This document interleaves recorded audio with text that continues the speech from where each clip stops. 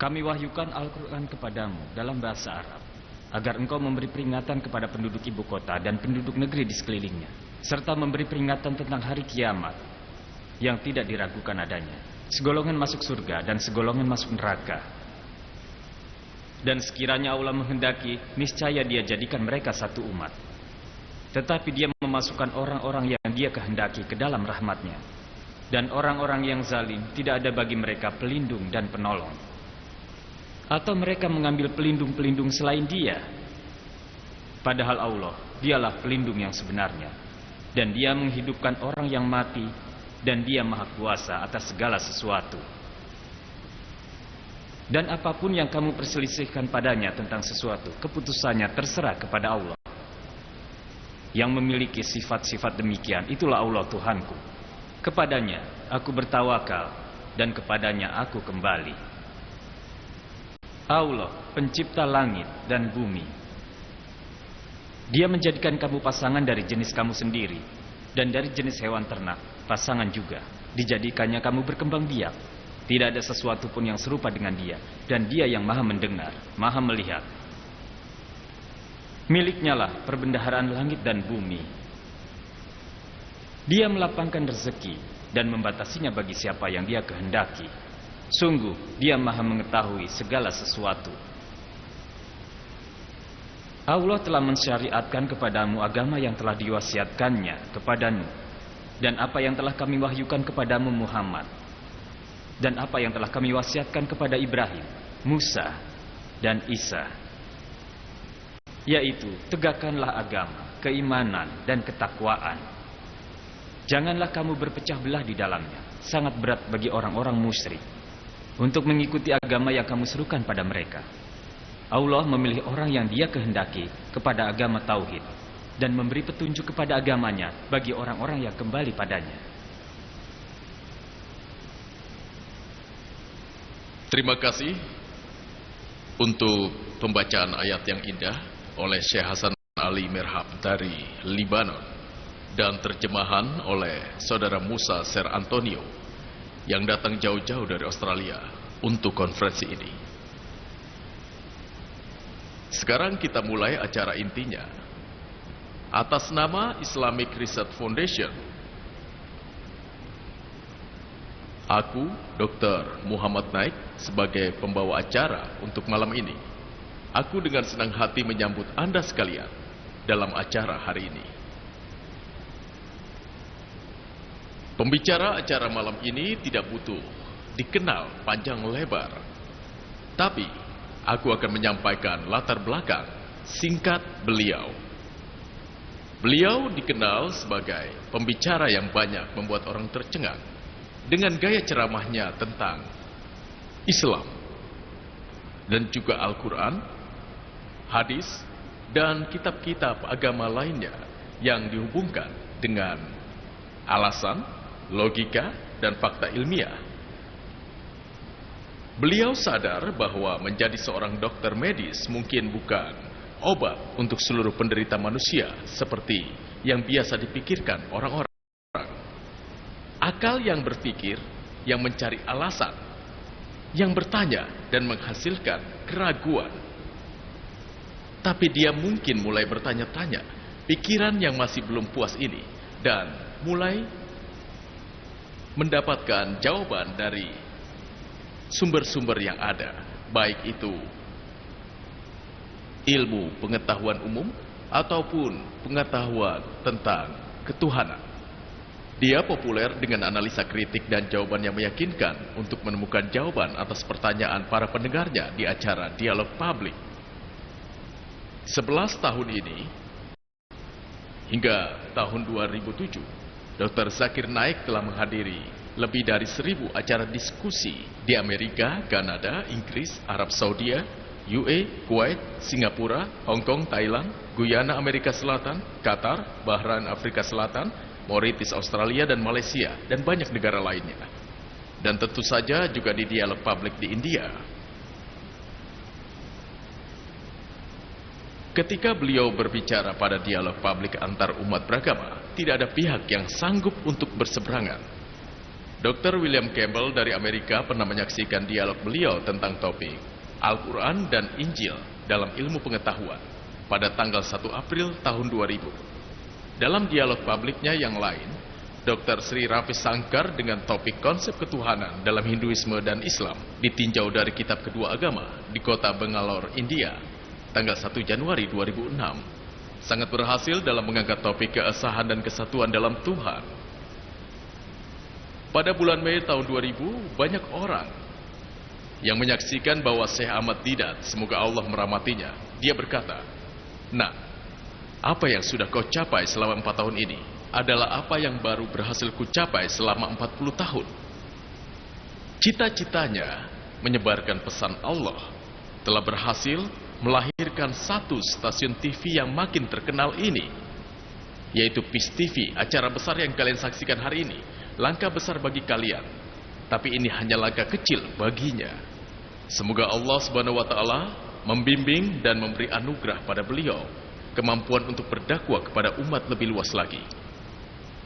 Topik hari ini adalah topik yang sangat penting dan mengejutkan pikiran banyak orang-orang non-muslim dan menambah keyakinan di antara umat muslim yang menunggu untuk diyakinkan sedikit lagi. Topik hari ini adalah, apakah Quran firman Tuhan? Topik ini akan disampaikan oleh pembicara kita hari ini. Dan tentu saja, seperti biasa, akan diadakan sesi tanya jawab.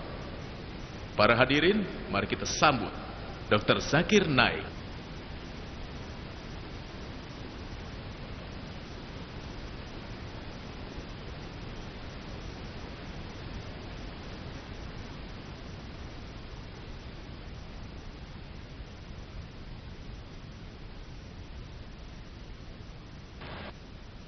Alhamdulillah. Wassalatu wassalam ala Rasulillah wa ala alihi wa sahbihi ajmain, amma ba'du. A'udzubillahi minasyaitonir rajim. Bismillahirrahmanirrahim.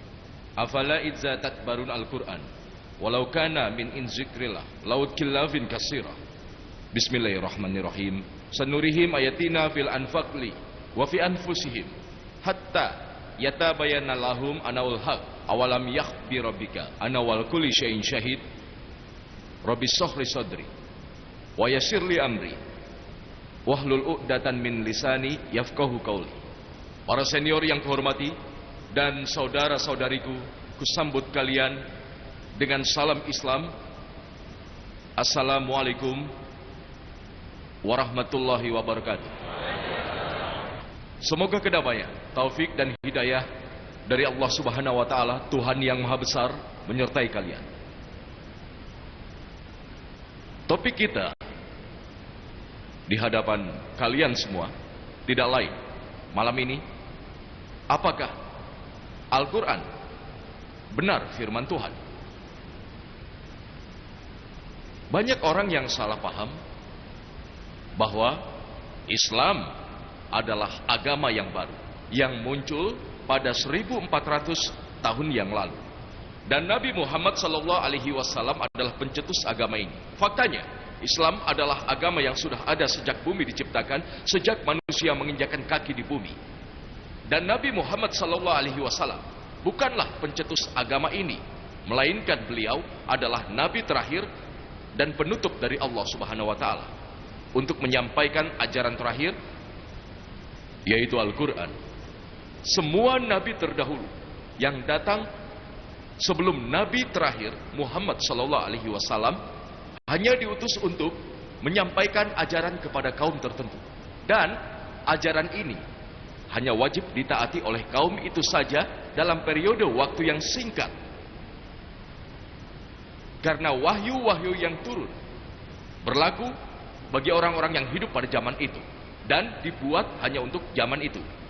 Maka tentu saja mukjizat yang dibawa oleh para nabi sebelumnya, contohnya membelah laut, menghidupkan orang mati, itu hanya untuk kaum di masa itu saja. Tapi hari ini kita tidak boleh kembali ke masa lalu untuk memeriksa mukjizat ini dan memverifikasi mukjizat ini.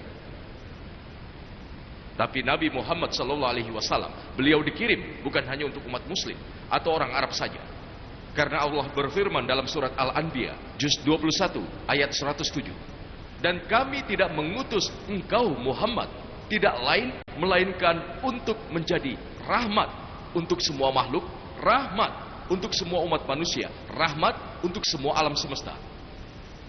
Karena Nabi Muhammad SAW dikirim bukan hanya untuk umat muslim dan orang Arab, akan tetapi untuk seluruh umat manusia. Dan sebagai Nabi akhir zaman, maka mukjizat beliau tidak bersifat sementara dan terikat oleh waktu.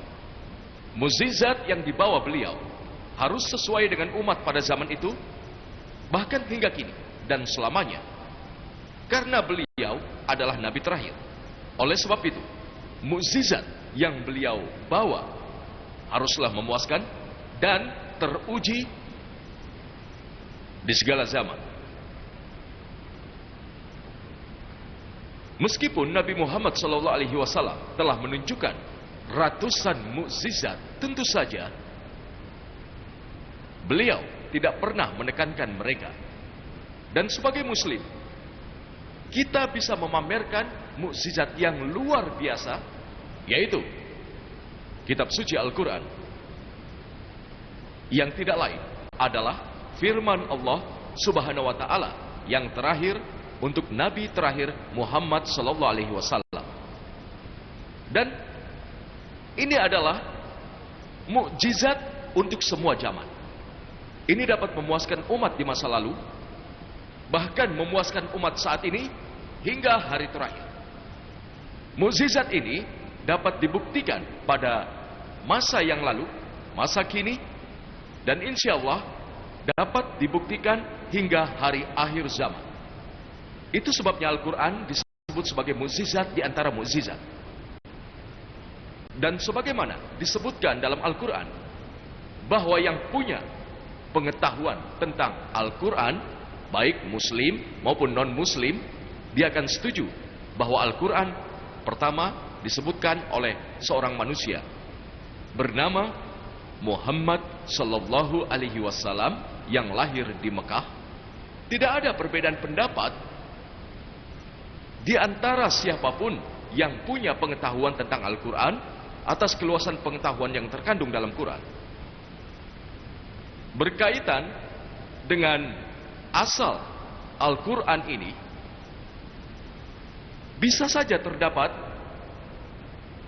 banyak dugaan dan bantahan, baik benar ataupun salah. Semuanya secara umum dapat diklasifikasikan menjadi 3 kategori.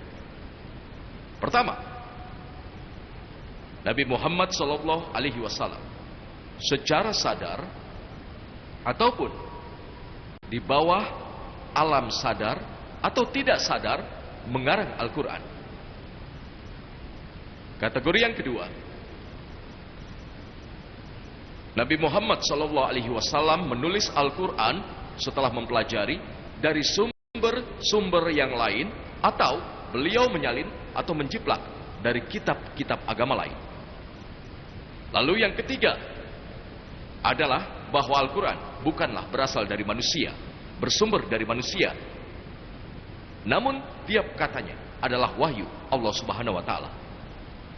Pendapat apapun tentang asal Al-Quran secara umum dapat diklasifikasikan ke dalam 3 kategori ini. Bisa terdapat ratusan pendapat, tapi tetap saja jika digabungkan akan didapat 3 kategori ini. Hari ini, marilah kita teliti dan buktikan tentang jawaban-jawaban dari berbagai umat manusia. Waktuku tidak akan cukup untuk menjawab semuanya, karena waktu yang terbatas. Akan kupilih jawaban yang paling terkenal dan yang paling penting yang diberikan oleh berbagai orang. Pertama kita bahas, dapatkah Muhammad Sallallahu Alaihi Wasallam mengarang Al-Quran, baik secara sadar, di bawah alam sadar, atau tidak sadar? Agaknya ini adalah sebuah tragedi kalau orang tidak setuju dan menyangkal bahwa dia tidak bertanggung jawab atas karya besar apapun, baik secara harfiah maupun ilmiah. Tapi ini tepatnya apa yang kaum orientalis dan kritikus Islam lakukan saat berkata bahwa Nabi Muhammad adalah pengarang Al-Quran. Tidak pernah dan tidak akan pernah ada Nabi yang mengaku sebagai pengarang Al-Quran. Sekalipun satu kata saja tidak akan pernah. Tapi saat dia menyangkal sebagai pengarangnya dan Al-Quran kebetulan adalah mahakarya orang-orang Arab, jadi saat orang itu menyangkal tanggung jawab atas karya yang adalah mahakarya, mengapa dia harus berbohong? Dan kita tahu dari sejarah, di mana sejak masa kanak-kanaknya hingga masa kenabiannya, di umur 40 tahun, tidak pernah ada satupun kata dusta keluar dari mulut Rasulullah. Sejarah mencatat tidak ada satu dusta pun. Dan sebelum masa kenabiannya, beliau dikenal atas kejujuran, ketulusan, dan sifat amanahnya hingga diberi gelar Al-Amin, orang yang dapat dipercaya oleh temannya maupun lawannya. Ada beberapa contoh lain.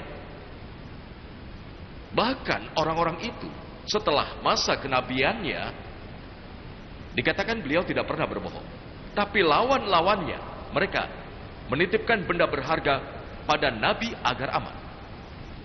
Ini dikenal saat Nabi hijrah dari Mekah ke Madinah, di mana pada saat itu beliau menyuruh keponakannya Ali bin Abi Thalib untuk mengembalikan benda itu. Bahkan lawan-lawannya, setelah isu kebohongannya, mereka masih menitipkan benda berharga mereka padanya. Mengapa? Dan ada lagi contohnya, bahwa Abu Sufyan, salah satu pemimpin suku di kota Mekah, saat dia pergi menemui Kaisar Heraklius dan meminta bantuan melawan Nabi, lalu sang Kaisar menanyainya, apakah kau pernah tahu kalau Nabi itu melakukan kebohongan? Atau apakah dia pernah bertindak tidak adil? Dan Abu Sufyan, meski dia adalah musuh Nabi pada itu, dia menjawab tidak. Lalu mengapa orang yang berkata jujur, dipercaya dan amanah itu berbohong? Mari kita analisa berbagai tuduhan yang dibuat oleh kaum orientalis dan musuh Islam yang menentang Nabi. Maka tentu saja kali ini kita hanya akan bahas yang utama. Salah satu tuduhan yang dibuat oleh pengkritik Islam adalah bahwa Nabi berbohong, bahwa beliau bukan pengarang Al-Quran, dan berkata bahwa Nabi Muhammad berbohong demi keuntungan materi. Kita tahu bahwa ada banyak pria yang mengaku sebagai nabi, sebagai pendeta, sebagai orang suci untuk mendapatkan kehidupan yang sangat mewah. Dan ada ratusan ribu contoh juga di zaman sekarang. Tapi kalau kita melihat gaya hidup Nabi, beliau memiliki gaya hidup yang jauh lebih mewah sebelum menjadi nabi. Beliau menikah di umur 29 tahun dengan seorang wanita kaya raya bernama Siti Khadijah. Dan kehidupan setelah beliau menjadi nabi tak terperikan. Jadi kalau itu untuk uang, hidupnya harusnya lebih baik setelah menjadi nabi. Seperti yang kita lihat di zaman sekarang, orang-orang yang mengaku sebagai nabi dan orang suci.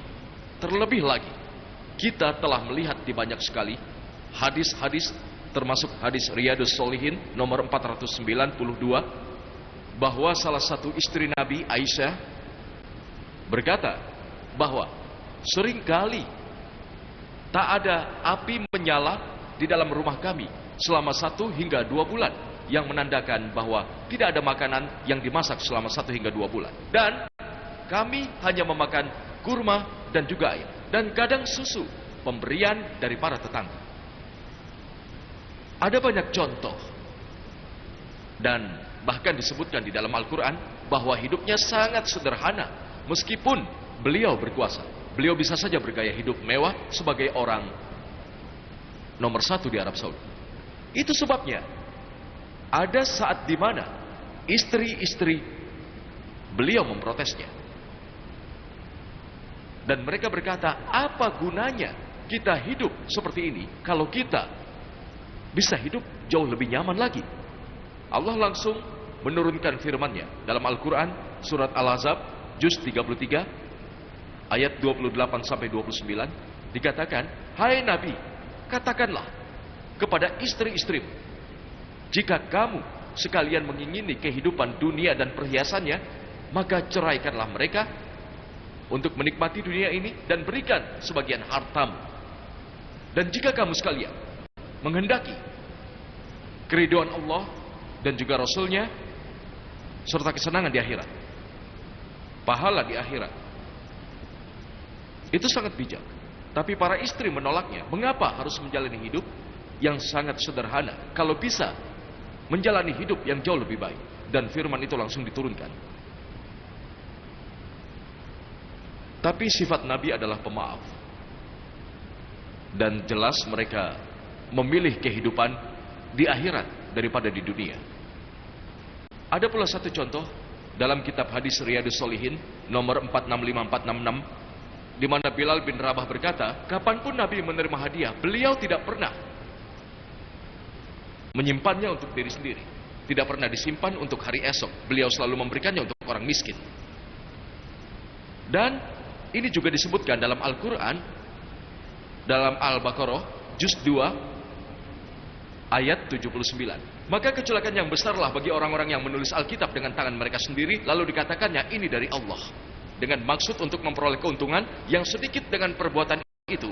Maka celakalah orang-orang yang menulis kitab dengan tangan mereka sendiri, kemudian berkata ini dari Allah, dengan maksud untuk menjualnya dengan harga yang sangat murah. Maka celakalah mereka karena tulisan tangan mereka, dan celakalah mereka karena apa yang mereka perbuat.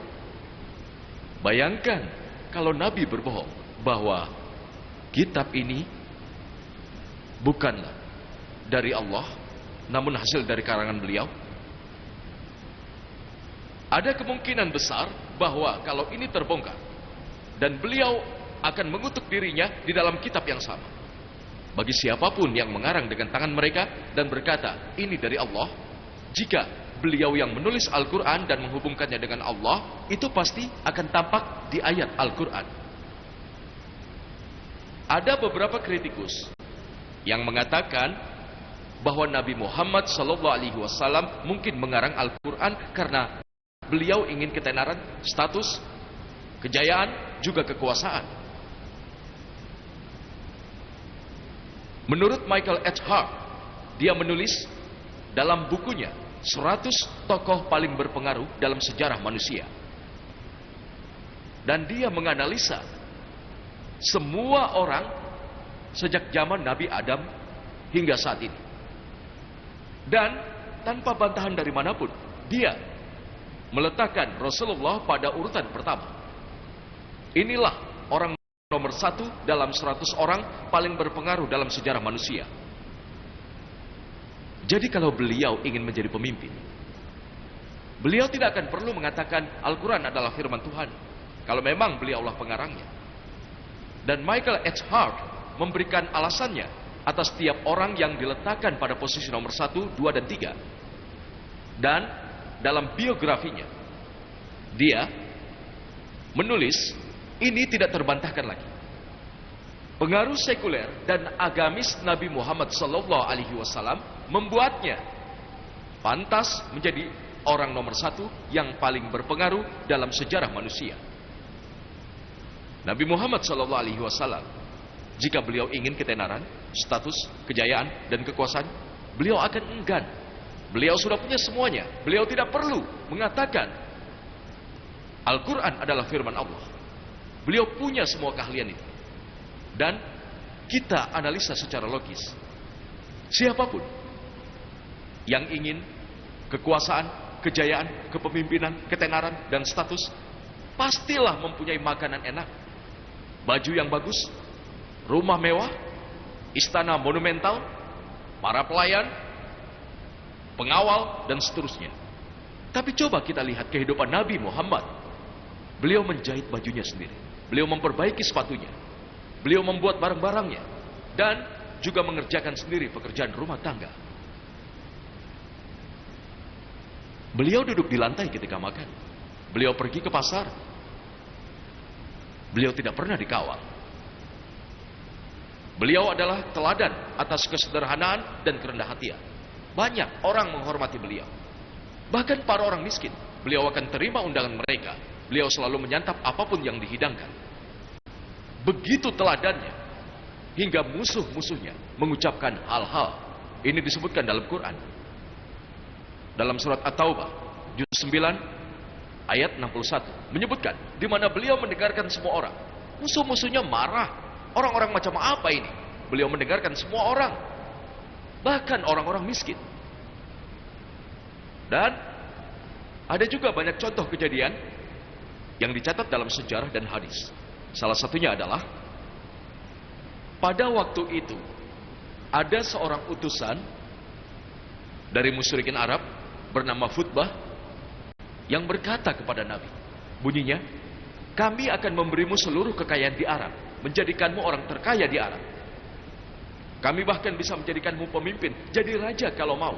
Hanya satu hal yang kami minta, berhentilah berdakwah tentang keesaan Tuhan yang Maha Kuasa. Kalau Nabi ingin menjadi pemimpin dan menjadi raja, beliau tinggal menerima tawaran itu. Ada beberapa contoh lain. Kalau aku tidak salah ingat, salah satunya adalah saat seorang Arab musyrikin, dia menyuruh paman Nabi Abu Thalib untuk menyampaikan pesannya tentang keesaan Tuhan. Beliau menjawab pamannya, bahkan jika mereka meletakkan matahari di tangan kananku dan bulan di tangan kiriku, maka aku tidak akan pernah berhenti untuk menyampaikan dakwah ini sampai aku mati, atau jika Allah menghendaki. Suatu saat seorang putra beliau, Ibrahim,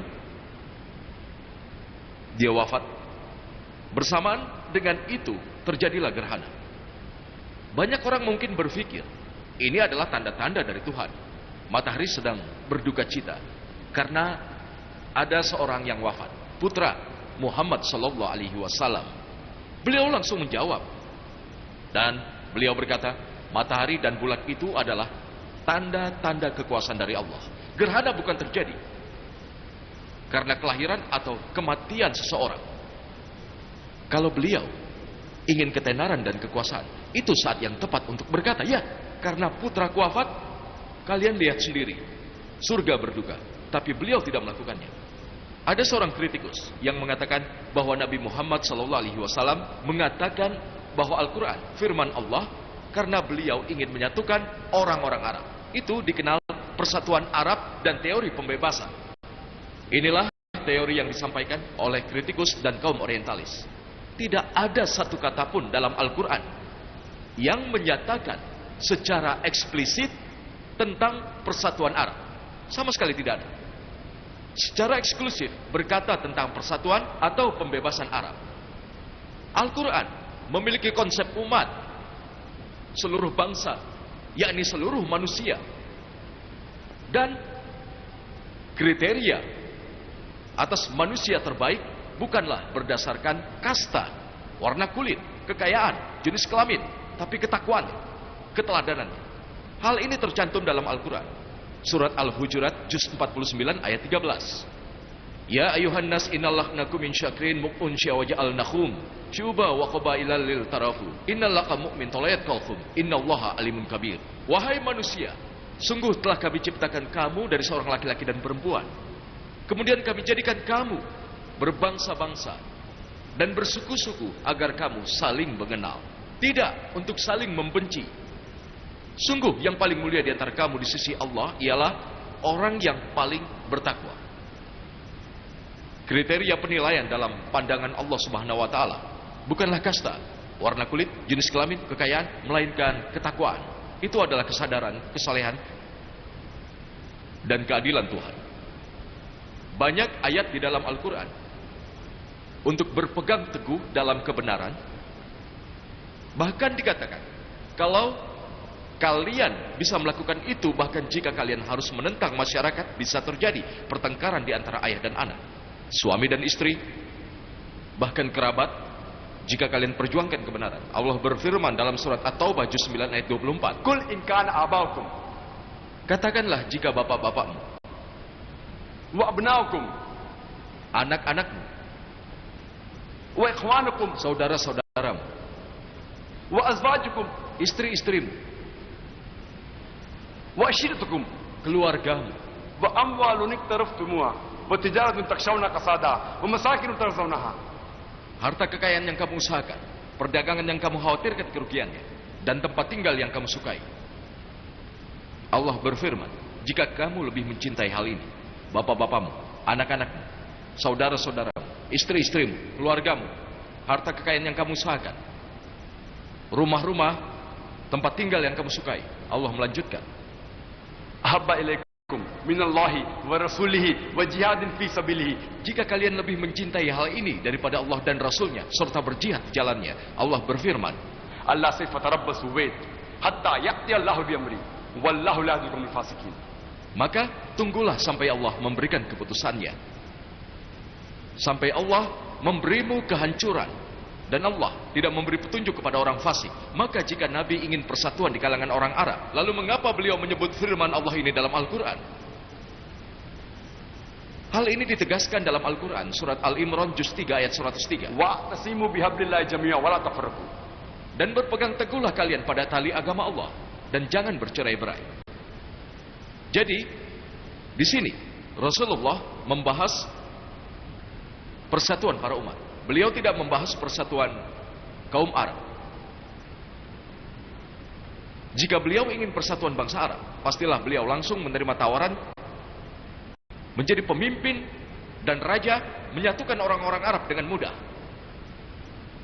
Dalam Al-Quran yang berlawanan dengan teori ini disebutkan dalam Al-Quran, dalam surat Al-Imran juz 3 ayat 43 dikatakan, wa iskalatil malaikatu ya Maryamu, and behold the angel said, O Mary, inna Allah astafaki wa taharaki. dengarkan Maryam, Allah telah memilihmu, menyucikanmu dan menyucikan di atas wanita di seluruh dunia. Bayangkan, Al-Quran menyebutkan bahwa Maryam, ibu dari Yesus alaihi salam, yang seorang Yahudi, dia dipilih sebagai wanita yang paling tinggi derajatnya di antara wanita-wanita di dunia. Kalau dia ingin menyatukan semua orang Arab, pasti yang dipilih adalah seorang ibu, seorang istri, atau anak perempuan, wanita Arab manapun, karena wanita adalah yang paling mulia di dunia.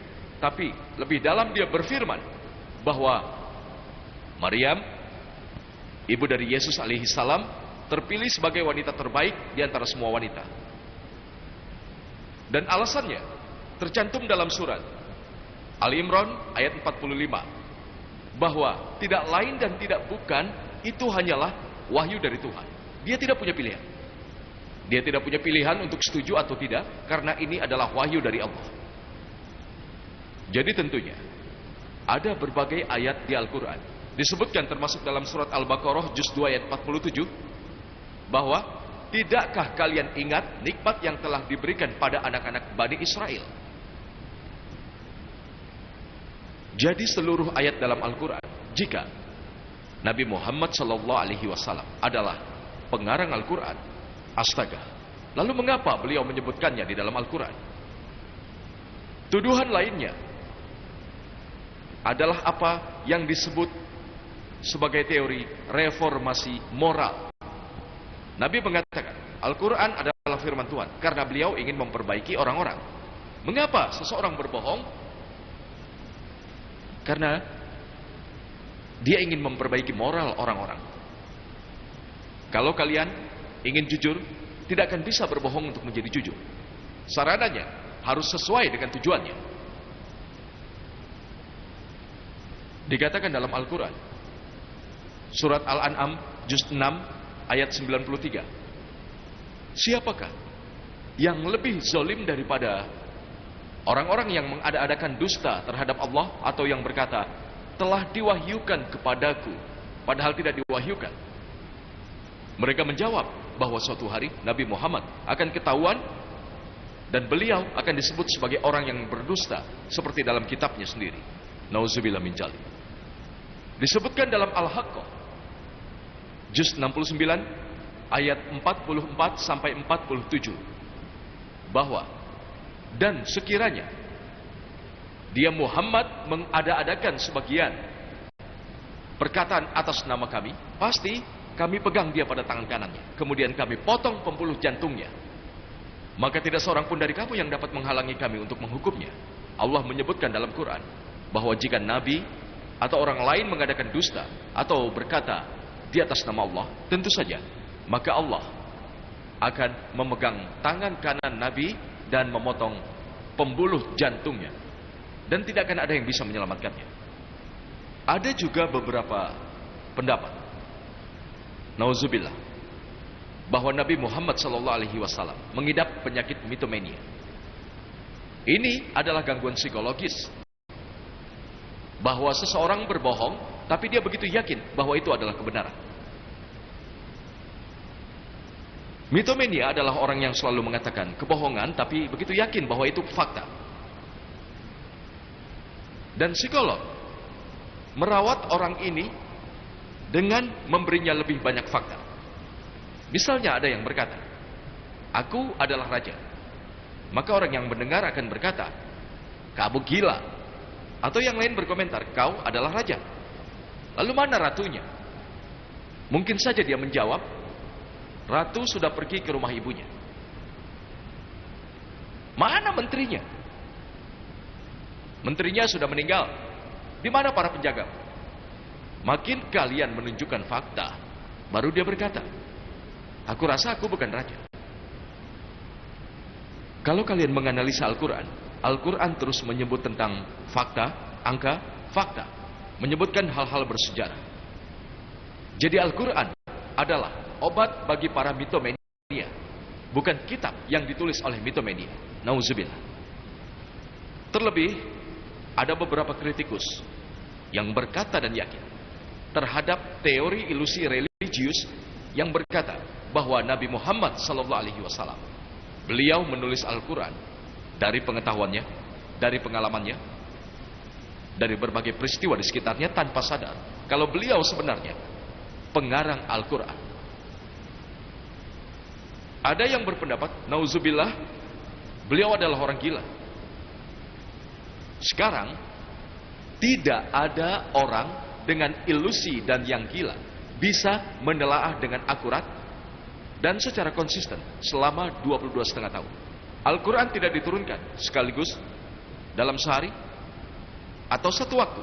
Ia diturunkan selama 22,5 tahun. Tidak ada orang dengan ilusi punya pandangan yang sangat konstan selama 22,5 tahun. Ada kejadian-kejadian. Contohnya dalam surat Al-Kahfi, juz 18, ayat 22.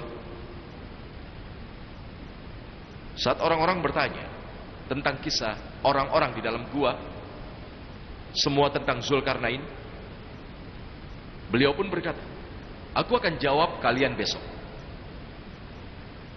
Tapi Nabi tidak bisa memberikan jawabannya esoknya. Beliau terus menundanya selama 15 hari hingga sebuah wahyu turun. Dalam surat Al-Kahfi juz 18 ayat 23-24 dikatakan bahwa jangan menjawab, aku pasti melakukan itu besok pagi, kecuali dengan mengatakan insya Allah, jika Allah menghendaki. Bayangkan selama 15 hari Nabi menanti, beliau sedih kenapa wahyu tidak turun-turun. Lalu Allah berfirman, jangan berkata aku akan jawabnya besok tanpa perkataan insya Allah, jika Tuhan menghendaki. Dan jika Nabi menjawab atas pikirannya sendiri, beliau bisa langsung memberikan jawabannya esok harinya. Karena ada penundaan itu, banyak orang memeluk Islam dan menyadari kalau ini tidak mungkin adalah hasil karya manusia. Ini pasti wahyu. Dan itu disebutkan sampai hari ini dalam Al-Quran. Jika seseorang menulis Al-Quran, mengapa dia menyebutkan ayat seperti itu di Al-Quran?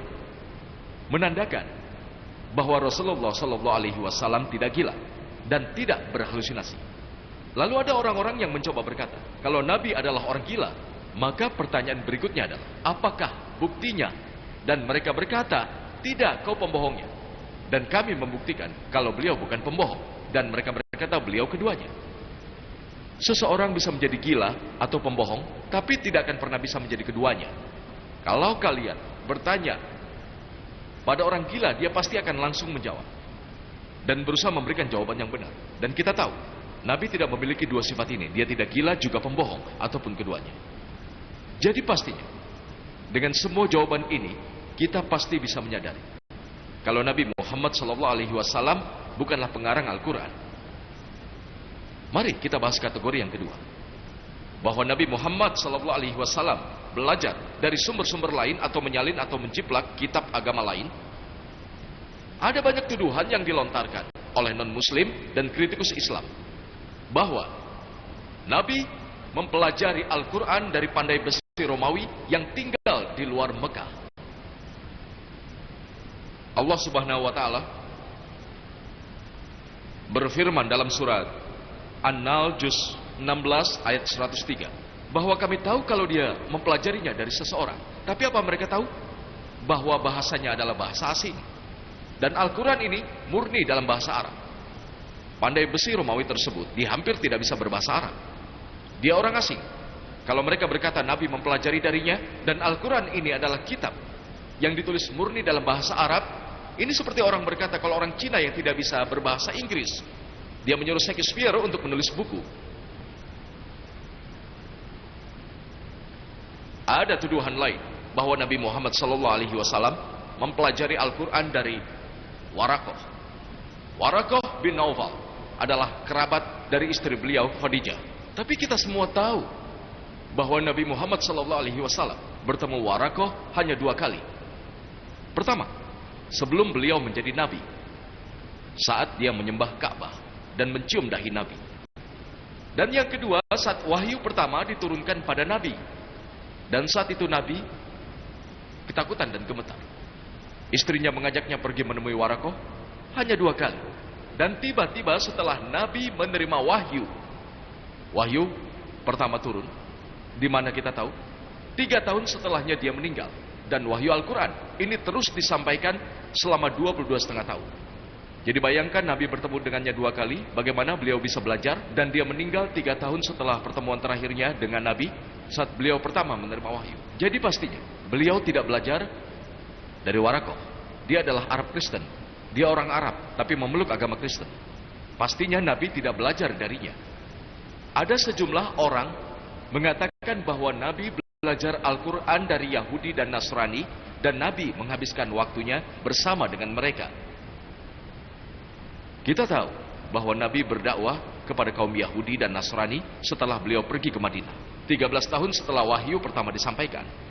Pastinya dia tidak mempelajarinya dari mereka. Dan di diskusi tersebut Nabilah yang memberikan informasi pada mereka, bukan sebaliknya. Dan banyak di antara orang yang beliau ajak berdiskusi memeluk Islam. Jadi Nabilah yang membantu mereka, bukan mereka yang membantu Nabi. Selain itu, banyak yang bilang bahwa beliau mungkin mempelajarinya dari orang di luar Arab Saudi. Dan kita tahu bahwa Nabi Muhammad SAW pergi keluar Mekah sebelum beliau menjadi Nabi 3 kali. Beliau pergi ke Madinah di usia 6 tahun. Yang kedua di antara 9 atau 11 tahun ketika dia bersama dengan pamannya untuk perjalanan dagang. Dan di usia 25 tahun beliau pergi dengan memakai gerobak istrinya, yaitu gerobak Khadijah. Beliau hanya pergi keluar Mekah sebanyak 3 kali. Jadi kalau beliau dikatakan mempelajari semua tentang Al-Quran dengan 3 kali kunjungan ini tidak masuk akal. Selain itu, kita tahu bahwa sangat tidak masuk akal jika Nabi mempelajarinya dari orang lain karena beliau sangat sibuk. Beliau selalu dikelilingi oleh orang-orang. Beliau selalu sibuk bertemu dengan orang-orang, begitu sibuknya hingga di dalam Al-Quran disebutkan, beri waktu pada Nabi untuk istirahat. Jadi kalau beliau bertemu dengan orang-orang tentunya itu akan muncul dalam sejarah. Dan musuh-musuh Nabi selalu mengawasi beliau. Kalau beliau sungguh bertemu dengan seseorang secara rahasia, pasti akan terbongkar. Selain itu, ada satu fakta bahwa Nabi Muhammad buta huruf dan besar kemungkinan beliau salah mengeja teori-teori yang beliau salin. Dan Allah berfirman dalam Al-Quran, Al-Ankabut juz 29 ayat 48 bahwa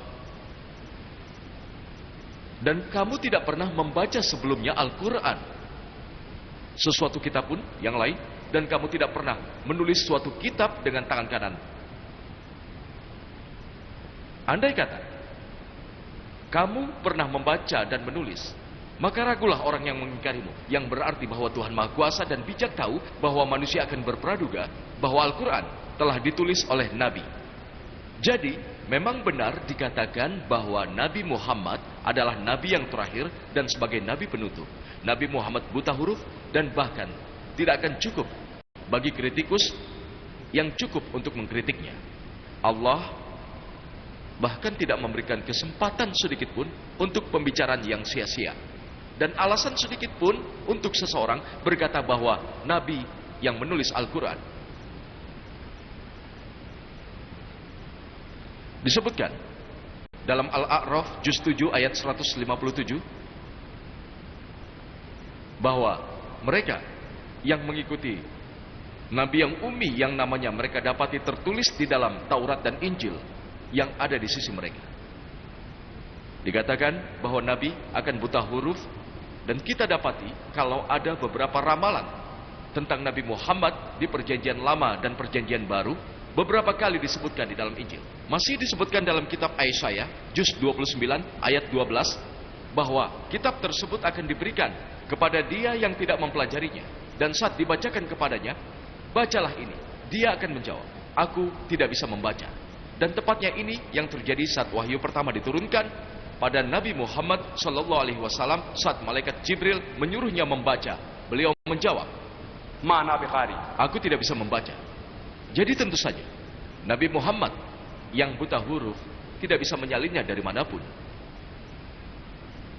Sejarah menceritakan bahwa Injil versi Arab pertama, terjemahan Injil versi Arab pertama belum ada saat Nabi masih hidup. Perjanjian Lama versi Arab pertama ditulis oleh Ernst Adias Gaon pada tahun 900, sekitar lebih dari 250 tahun setelah kematian Nabi. Dan Perjanjian Baru dalam bahasa Arab pertama itu diterjemahkan oleh Ervinius tahun 1616, sekitar 1000 tahun setelah kematian Nabi. Jadi bagaimana mungkin Nabi menyalinnya dari Injil? Ada banyak orang yang mengatakan bahwa Nabi Muhammad SAW menyalin Al-Quran dari Injil. Dan kita memang setuju bahwa ada kesamaan antara Injil dengan Al-Quran. Tapi hanya karena ada kesamaan di antara Injil dengan Al-Quran, tidak berarti bahwa Al-Quran telah disalin dari Injil. Ada kemungkinan bahwa keduanya memiliki sumber yang sama. Dan kita tahu bahwa sumber dari seluruh wahyu adalah dari satu Tuhan. Misalnya pelajar A ketika mengikuti ujian, dia menyalin dari buku sains, dan pelajar B juga menyalin dari buku sains. Tapi ini tidak berarti bahwa pelajar B menyalin dari pelajar A atau pelajar A menyalin dari pelajar B. Keduanya menyalin dari buku sumbernya, yaitu buku sains. Dan selain itu, kalau ada seseorang yang menyalin dari seseorang, dia tidak akan menuliskan nama orang yang memiliki buku yang dia salin. Al-Quran memberikan penghormatannya kepada Nabi Isa. Kalau memang Al-Quran disalin dari Injil, mengapa Al-Quran memberikan penghormatannya kepada Yesus? Kalau seseorang menyalin dari temannya, dia tidak akan menyebutkan berapa banyak orang yang baik, berapa banyak orang yang hebat di bidang sains.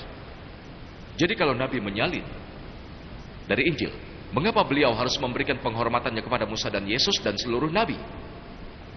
Kalau kita mengatakan bahwa Al-Quran disalin dari Injil karena ada hal-hal yang sama, maka kita mengatakan bahwa Yesus, nauzubillah, beliau telah menyalin dari Perjanjian Lama karena ada kesamaan antara Perjanjian Lama dan Baru. Kita tahu bahwa kesamaan tersebut karena keduanya memiliki sumber yang sama, yaitu dari Tuhan. Kita tahu bahwa dalam Islam ada 4 wahyu: Taurat, Zabur, Injil, dan Al-Quran. Taurat adalah wahyu pertama yang diberikan kepada Nabi Musa alaihissalam. Zabur adalah wahyu yang diberikan kepada Nabi Daud.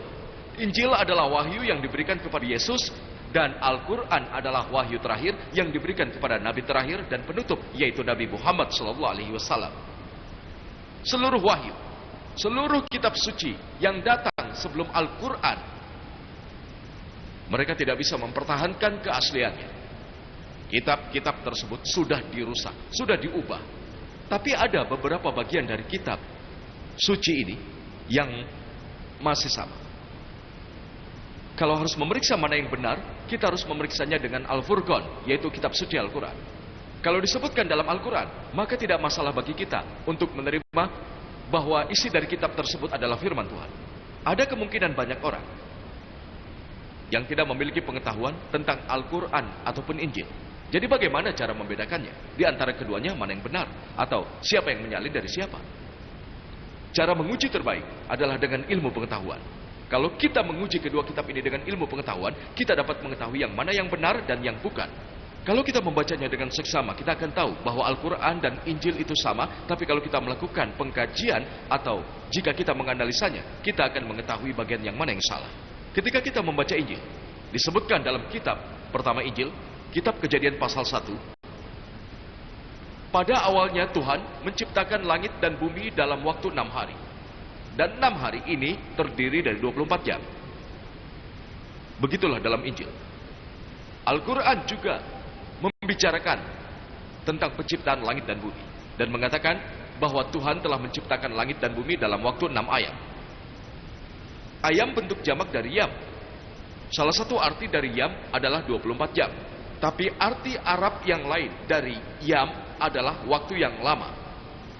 Para ilmuwan saat ini mengatakan alam semesta kita tercipta dalam waktu miliaran tahun.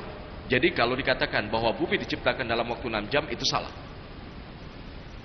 Tapi para ilmuwan menolak Al-Quran yang menyebutkan bahwa bumi diciptakan dalam waktu 6 ayam, yang artinya 6 waktu yang lama, tanpa menjelaskan artinya yang lain.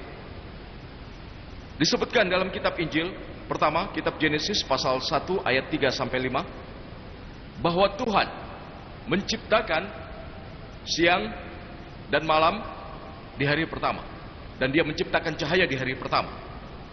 Disebutkan dalam Genesis pasal 1 ayat 14-19, sumber cahaya yaitu bintang dan matahari diciptakan di hari keempat. Bayangkan, akibatnya diciptakan di hari pertama, dan penyebab dari akibat tersebut, matahari dan bintang, cahaya yang berasal dari matahari dan bintang diciptakan di hari pertama. Ini tidak masuk akal. Bagaimana mungkin akibat datang lebih dulu dari penyebab? Al-Quran juga membahas soal penciptaan langit dan bumi, tapi tidak memberikan urutan ilmiahnya. Untuk ayat pertama yang disebutkan dalam kitab Genesis pasal 1 ayat 9-13, bahwa bumi diciptakan pada hari ketiga. Dalam Genesis pasal 1 ayat 14-19, bahwa matahari dan bulan diciptakan pada hari keempat. Kita tahu dari ilmu pengetahuan bahwa bumi dan bulan adalah bagian dari tubuh induk, yaitu matahari. Jadi kalau bumi diciptakan sebelum tubuh induk, yaitu matahari, maka itu tidak bersifat ilmiah. Al-Quran juga membahas soal surga, matahari, bulan, dan bumi, tapi tidak membahas urutannya. Bayangkan kalau Nabi Muhammad menyalinnya dari Injil dan mengubah urutannya, tidak ada yang bisa melakukannya.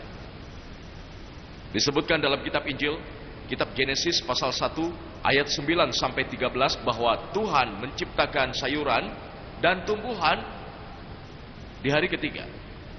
Genesis pasal 1 ayat 14-19, Tuhan menciptakan matahari di hari keempat. Secara ilmiah tidak mungkin bahwa tumbuhan bisa bertahan hidup tanpa sinar matahari. Itu sangat tidak ilmiah. Selain itu, Injil menyebutkan, Genesis pasal 1 ayat 16, bahwa Tuhan menciptakan dua cahaya yang sangat besar. Cahaya matahari yang merajai siang, dan cahaya bulan yang lebih kecil yang merajai malam. Injil mengatakan cahaya matahari dan juga cahaya bulan memiliki cahayanya sendiri. Injil mengatakan cahaya bulan memiliki cahayanya sendiri. Tapi Al-Quran dalam surat Al-Furqan juz 25 ayat 61, cahaya bulan bukan cahayanya sendiri, melainkan dipantulkan. Jadi bayangkan kalau Nabi Muhammad menyalin dari Injil, bukan cahayanya sendiri, melainkan cahaya yang dipantulkan. Tidak mungkin manusia bisa melakukannya. hanya orang yang memperoleh pengetahuan dari Tuhan. Ada 7 contoh yang bisa kuberikan di topik ini. Debat yang lain dengan William Campbell dengan topik Al-Quran dan Injil di mata ilmu pengetahuan. Ada banyak hal yang tidak ilmiah yang disebutkan dalam Injil, tapi waktu tidak akan cukup untuk menjelaskannya. Banyak yang tidak ilmiah yang disebutkan dalam Injil yang tidak disebutkan dalam Al-Quran. Misalnya, menurut Injil, Adam alaihi salam, beliau lahir sekitar 5.000 tahun yang lalu. Ilmu pengetahuan mengatakan manusia hidup jutaan tahun yang lalu. Al-Quran juga menyebutkan hal yang sama tapi tidak menunjukkan tanggal. Injil menyebutkan dalam kitab Genesis pasal 6 sampai 8 tentang Nuh dan banjir. Dikatakan bahwa bumi terendam di dalam air. Di zaman Nuh, sekitar abad 21 dan 22 sebelum Masehi, Quran juga membahas soal Nuh. Tapi tidak menyebutkan tanggalnya. Ia membahas tentang banjir, tapi disebutkan banjir tersebut terjadi di wilayah tertentu, hanya menimpa kaum Nuh dan tak terjadi di seluruh dunia. Saat ini penemuan arkeolog menunjukkan bahwa dinasti ke-11 Mesir dan juga dinasti ketiga Babilonia hidup tanpa campur tangan siapapun sejak abad 21 dan 22 sebelum Masehi.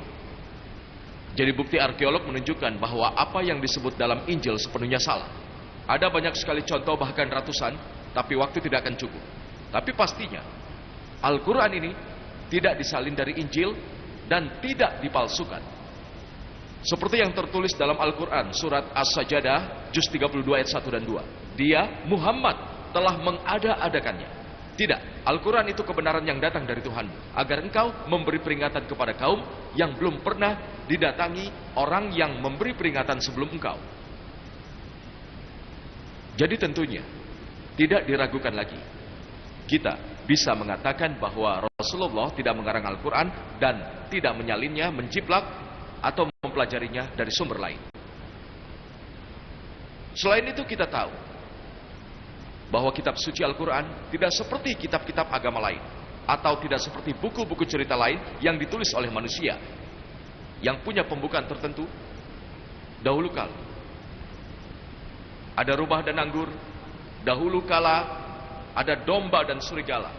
Di Injil dikatakan pada mulanya ada Tuhan, pada mulanya ada dunia. Selalu begitu. Dan setiap buku cerita memiliki alur cerita, awal dan akhir dan serangkaian cerita. Tapi Al-Quran bersifat sangat unik. Ayat pertama yang turun yaitu Iqra, bukan juz pertama, melainkan surat Al-Alaq juz 96 ayat 1. Al-Quran tidak punya alur, tidak dimulai dengan Adam alaihi salam, dilanjutkan dengan Nuh alaihi salam dan Musa alaihi salam, Yesus alaihi salam dan Muhammad. Tidak.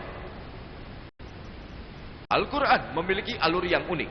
Al-Quran tidak diatur seperti cara berpikir manusia, karena penulisnya bukan manusia. Selain itu, ada yang tidak diketahui yang disebutkan dalam Quran. Di dalamnya terdapat hal-hal yang tidak Anda ketahui. Misalnya, disebutkan dalam Quran, di dalam surat Hud juz 11 ayat 49, bahwa orang-orang sebelum kalian tidak tahu hal ini sebelumnya. Begitu juga orang-orang di antara kalian. Disebutkan bahwa engkau dan kaummu tidak pernah mengetahui sebelum ini. Disebutkan di dalam surat Yusuf juz 12 ayat 2, bahwa tidak ada di antara kalian yang mengetahuinya, tak pula nabi kalian. Bayangkan, nabi mengatakan ketika Al-Quran diturunkan di Arab, beliau memberitahu orang-orang Arab, aku tidak mengetahuinya, tidak pula kalian. Bahkan tidak ada satupun orang Arab bisa menjawabnya dan berkata, aku sudah tahu ini. Al-Quran menyebutkan banyak kejadian, banyak hal tentang Zulkarnain, juga tentang kisah gua, banyak informasi, dan kalian tidak mengetahuinya. Manusia mana yang bisa menulisnya kalau dia tidak mengetahuinya? Ini menandakan bahwa tidak ada cerita yang berasal dari manusia. Selain itu, beberapa orang mengatakan bahwa Al-Quran adalah penipuan. Ketika kita tanya, dari mana penipuan itu berasal? Mereka tidak bisa jawab. Tunjukkan satu saja penipuan yang ada dalam Quran. Mereka tidak menjawab. Jadi bagaimana kalian bisa mengatakan sesuatu tanpa bukti yang logis? Ada beberapa orang yang mengatakan kebohongan, yang membuat pernyataan yang tidak sebenarnya. Mereka membodohi diri sendiri dengan berpegang teguh. Contohnya, seseorang yang berpikir bahwa si A adalah musuhnya. Begitulah. Dia tidak punya bukti nyata, tidak ada alasan, tapi dia berpikir. Dia percaya pemikiran yang salah bahwa si A adalah musuh.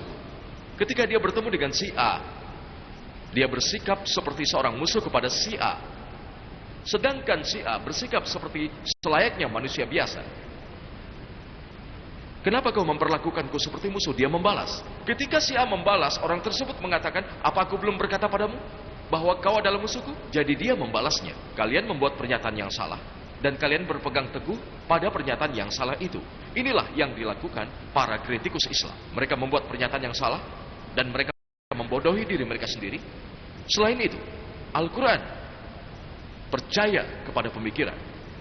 Ada beberapa versi yang membahas soal pemikiran ini. Kalian bisa menganalisanya, bisa mendiskusikannya yang ada dalam Al-Quran. Seperti surat Ibrahim juz 14 ayat 52. Dikatakan, ini adalah penjelasan yang sempurna agar mereka diberi peringatan, mengetahui dia adalah Tuhan, dan agar orang yang berakal mengambil pelajaran.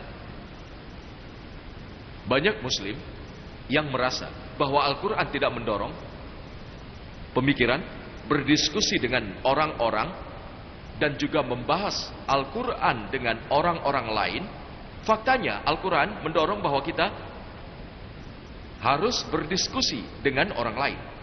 Kita harus berdiskusi dengan orang lain. Disebutkan dalam surat An-Nahl juz 16 ayat 125.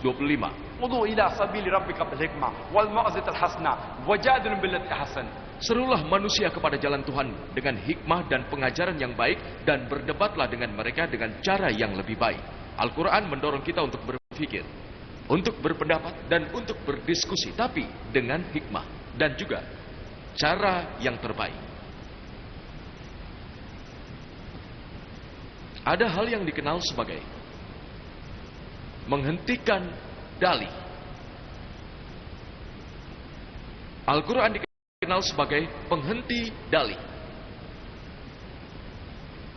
Al-Quran menyebutkan, ini dari Tuhan. Kalau kalian tidak percaya, katakan bagian mana yang salah. Katakan dari mana asalnya. Al-Quran mengatakan, kitab ini dari Tuhan, kitab ini dari Allah. Kalau kalian tidak menyetujuinya, berikan jawabannya. Kalau ada yang bilang bahwa Nabi Muhammad yang menulis Al-Quran, kita buktikan kalau dia salah. Dia berbohong. Dan mengapa dia bohong? Demi keuntungan materi. Kita telah buktikan itu. Mungkin demi kekuasaan dan kejayaan, dan terbukti itu tidak mungkin. Untuk mempersatukan Arab, itu juga tidak mungkin. Ada yang bilang karena faktor pembentukan moral, itu juga tidak mungkin.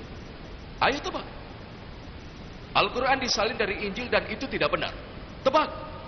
Ketika seluruh tebakan terbukti tidak benar,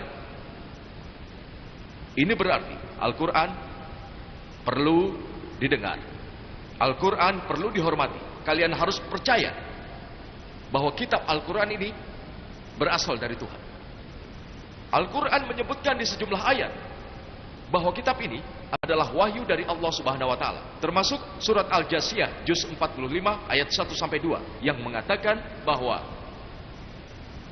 Tanzilul kitab minallahi azizul hakim. Kata Hamim, kitab ini diturunkan dari Allah yang maha perkasa, yang maha bijaksana dan maha agung. Al-Quran menyebutkan di berbagai tempat bahwa kitab ini adalah kitab Allah. Surat Al-An'am juz 6 ayat 19, Al-An'am juz 6 ayat 93, dalam surat Yusuf juz 12 ayat 1 sampai 2, surat Toha juz 20 ayat 113, disebutkan dalam surat As-Sajdah juz 32 ayat 1 sampai 3, surat Yasin juz 36 ayat 1 sampai 3, surat Az-Zumar juz 39 ayat 1, Ghafir juz 40 ayat 2, dan surat Jasiyah juz 45 ayat 2, dan surat Ar-Rahman juz 55 ayat 1 sampai 2, surat Al-Insan juz 76 ayat 23, bahwa kitab ini, kitab suci Al-Quran ini hanyalah dari Allah Subhanahu wa taala. Ini dikenal sebagai penghenti dalih. Apa yang harus kalian berikan? Cobalah. Kalau kalian gagal membuktikannya secara logis, kalian harus setuju dengan apa yang disebutkan oleh Tuhan. Sejauh yang didalami para ilmuwan, ada berbagai filosofi, ada berbagai pendekatan. Pendekatan ini dikenal dengan tes pembuktian kebenaran. Para ilmuwan sangat sibuk. Ada begitu banyak teori bermunculan dan mereka tidak sempat menganalisanya. Jadi kalau kalian punya teori, carilah cara untuk membuktikan bahwa teori tersebut salah. Jadi kalau kalian menemukan sebuah konsep baru, pertama, berikan caranya, tunjukkan caranya untuk membuktikan teori kalian salah. Albert Einstein di awal abad ke-20, dia menunjukkan beberapa teori. Bagaimana kalian tahu teorinya berhasil? Dia memberikan 3 cara untuk membuktikan teorinya salah. Para ilmuwan, mereka menguji selama 6 tahun, mengatakan teorinya benar. Siapapun yang melakukan tes pembuktian kebenaran, mereka layak untuk didengarkan. Tidak berarti bahwa orang tersebut hebat atau kerjanya hebat. Bisa salah, bisa benar. Tapi siapapun yang melakukan tes pembuktian, mereka layak untuk didengarkan. Ada banyak tes pembuktian kebenaran yang disebutkan di dalam Al-Quran. Kalian ingin membuktikan Al-Quran salah? Sangat mudah. Cobalah. Sangat mudah. Ada sejumlah tes pembuktian kebenaran yang hanya ditujukan untuk zaman dulu, ketika Al-Quran diturunkan. Beberapa ditujukan untuk saat ini, beberapa ditujukan untuk masa lampau. Akan kusebutkan sekitar 4 atau 5 karena keterbatasan waktu. Salah satu contohnya adalah tentang kisah Abu Lahab. Abu Lahab adalah paman Nabi Muhammad SAW. Dia diberi nama panggilan Abu Lahab, ayah dari api, dan dia adalah salah satu musuh besar Nabi. Tapi dia melihat seseorang bicara dengan Nabi, dia akan menunggu. Ketika Nabi pergi, dia akan bertanya pada orang tersebut, apa yang dikatakan oleh Nabi? Apakah hitam? Bukan, itu putih. Apakah siang? Bukan, itu malam. Dia selalu berkata yang sebaliknya. Dia salah satu musuh besar Nabi. Abu Lahab itu telah melakukan segala cara. Dia telah banyak berbohong. Ada surat di dalam Al-Quran yang bernama Surat Al-Lahab, juz 111, yang kalian tahu dengan baik. Sering disebut dalam sholat 5 waktu atau doa-doa yang lain. Dalam surat ini disebutkan bahwa Abu Lahab dan istrinya kelak akan masuk ke dalam api, mengindikasikan mereka tidak akan pernah jadi muslim, mereka tidak akan pernah menerima Islam. Surat ini diturunkan sekitar 10 tahun sebelum kematian Abu Lahab. Ketika surat ini diturunkan, hal yang harus dilakukan Abu Lahab adalah memeluk Islam, lalu Al-Quran akan terbukti salah. Meskipun banyak sahabat dan teman dalam kurun waktu 10 tahun memeluk Islam, Abu Lahab 10 tahun kemudian meninggal di dalam perang Badar. Dia punya waktu 10 tahun. Nabi terus mengingatkannya selama 10 tahun. Kalau dia menerima Islam, Al-Quran akan terbukti salah. Sangat mudah. Dia hanya perlu mengatakan, aku seorang muslim. Selesai. Dia tidak harus berperilaku seperti muslim. Dia tidak harus melakukan sholat. Hanya dengan mengatakan aku seorang muslim dan selesai. Al-Quran terbukti salah. Sangat mudah. Sangat mudah. Dia telah banyak berbohong untuk melawan Nabi. Hanya tinggal berbohong sekali lagi. Dan Al-Quran akan terbukti salah. Tapi dia tidak bisa melakukannya. Karena Al-Quran adalah milik Tuhan yang Maha Kuasa. Dia tahu kalau Abu Lahab tidak akan pernah memeluk Islam. Tes pembuktian kebenaran 10 tahun. Ada banyak tes pembuktian kebenaran, banyak sekali. Disebutkan dalam surat Al-Baqarah juz 2 ayat 94-95. Ada sekelompok Yahudi yang sudah pindah ke Islam dan mereka mengatakan bahwa rumah terakhir dengan Allah hanya untuk kami. Allah berfirman dalam surat Al-Baqarah ayat 94-95, jika negeri akhirat di sisi Allah khusus untukmu saja bukan untuk orang lain, maka mintalah kematian jika kamu orang yang benar. Kalau kalian berkata bahwa rumah terakhir di sisi Allah hanya untuk kalian, maka mintalah kematian. Dan ayat itu berlanjut dengan mereka tidak akan pernah meminta kematian. Tidak akan pernah. Yahudi untuk membuktikan bahwa Al-Quran itu salah adalah hanya dengan mengatakan, aku ingin mati. Sangat mudah. Tidak berarti mereka harus mati. Tidak berarti mereka harus bunuh diri. Tidak harus menggantung diri sendiri. Mereka hanya perlu berkata, aku ingin mati. Untuk membuktikan Al-Quran salah hanya dengan mengatakan aku ingin mati, 3 kata saja Al-Quran akan terbukti salah. Allah melanjutkannya. Surat Al-Baqarah juz 2 ayat 95-96. Mereka tidak akan pernah memintanya, meskipun ribuan tahun diberikan pada mereka. Sangat mudah. Sangat mudah untuk membuktikan Al-Quran salah.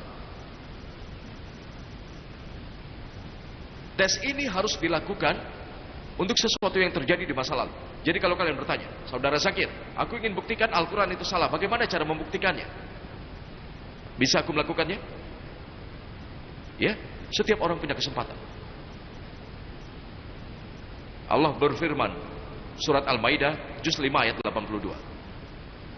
Bahwa untuk para umat terdekat adalah mereka yang berkata bahwa kami Nasrani.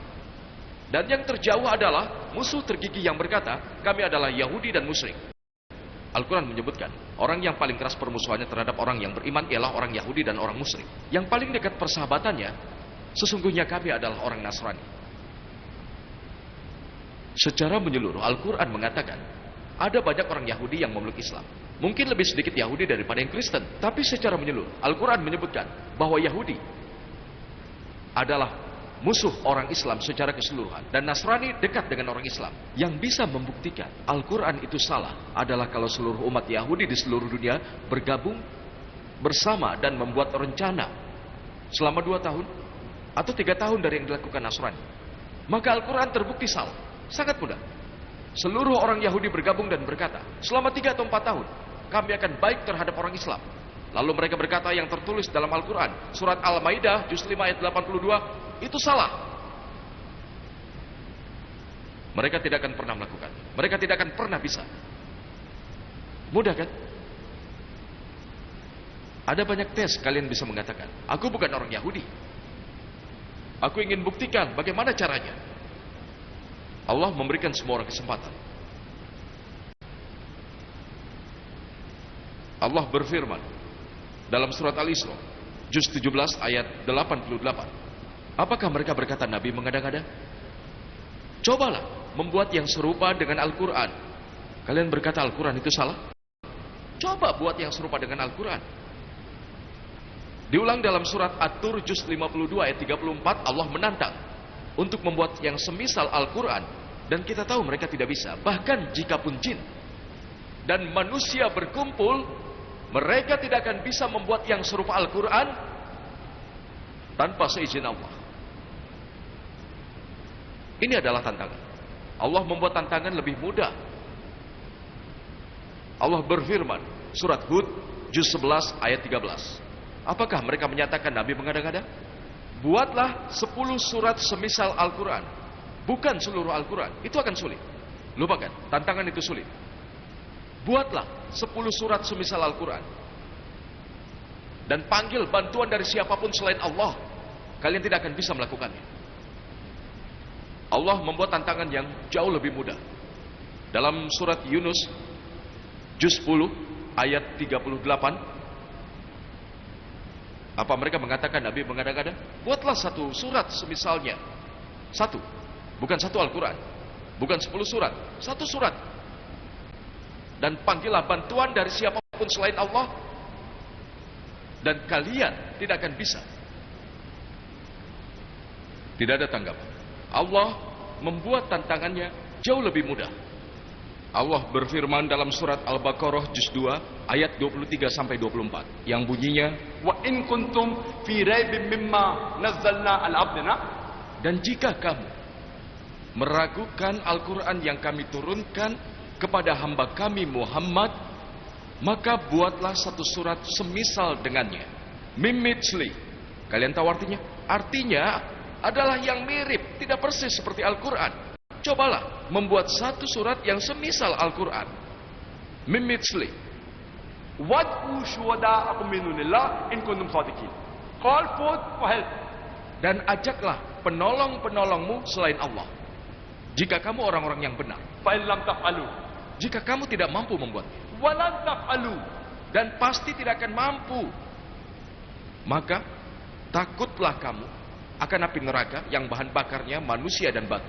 Kalian tidak akan bisa melakukannya, dan pasti kalian tidak akan dapat membuatnya. Dan siapkan dirimu untuk api neraka yang bahan bakarnya manusia dan batu.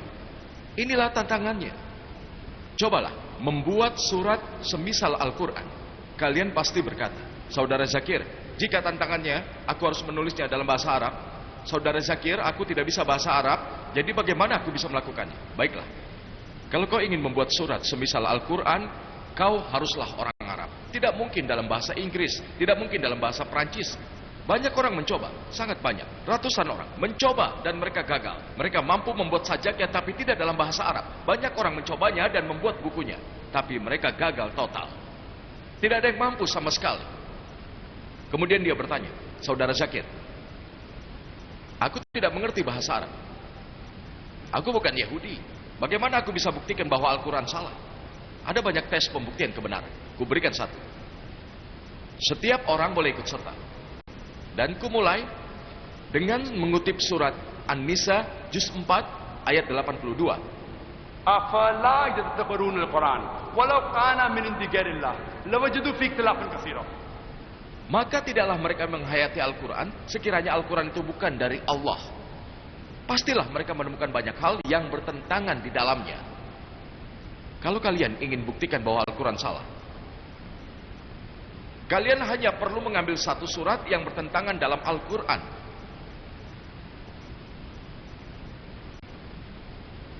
Kalau ada yang berhasil menunjukkan satu pertentangan di dalam Al-Quran, maka Al-Quran akan terbukti salah.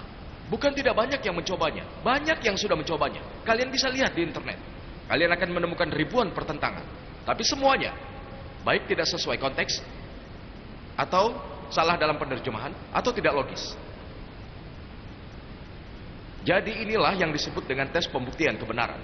Jadi Al-Quran menunjukkan kita cara untuk membuktikan ketidakbenarannya. Kalau kalian berpikir bahwa Quran tidak berasal dari Tuhan, kalian ingin buktikan itu salah, maka silakan. Tunjukkan satu pertentangan yang dalam membuktikan Al-Quran salah.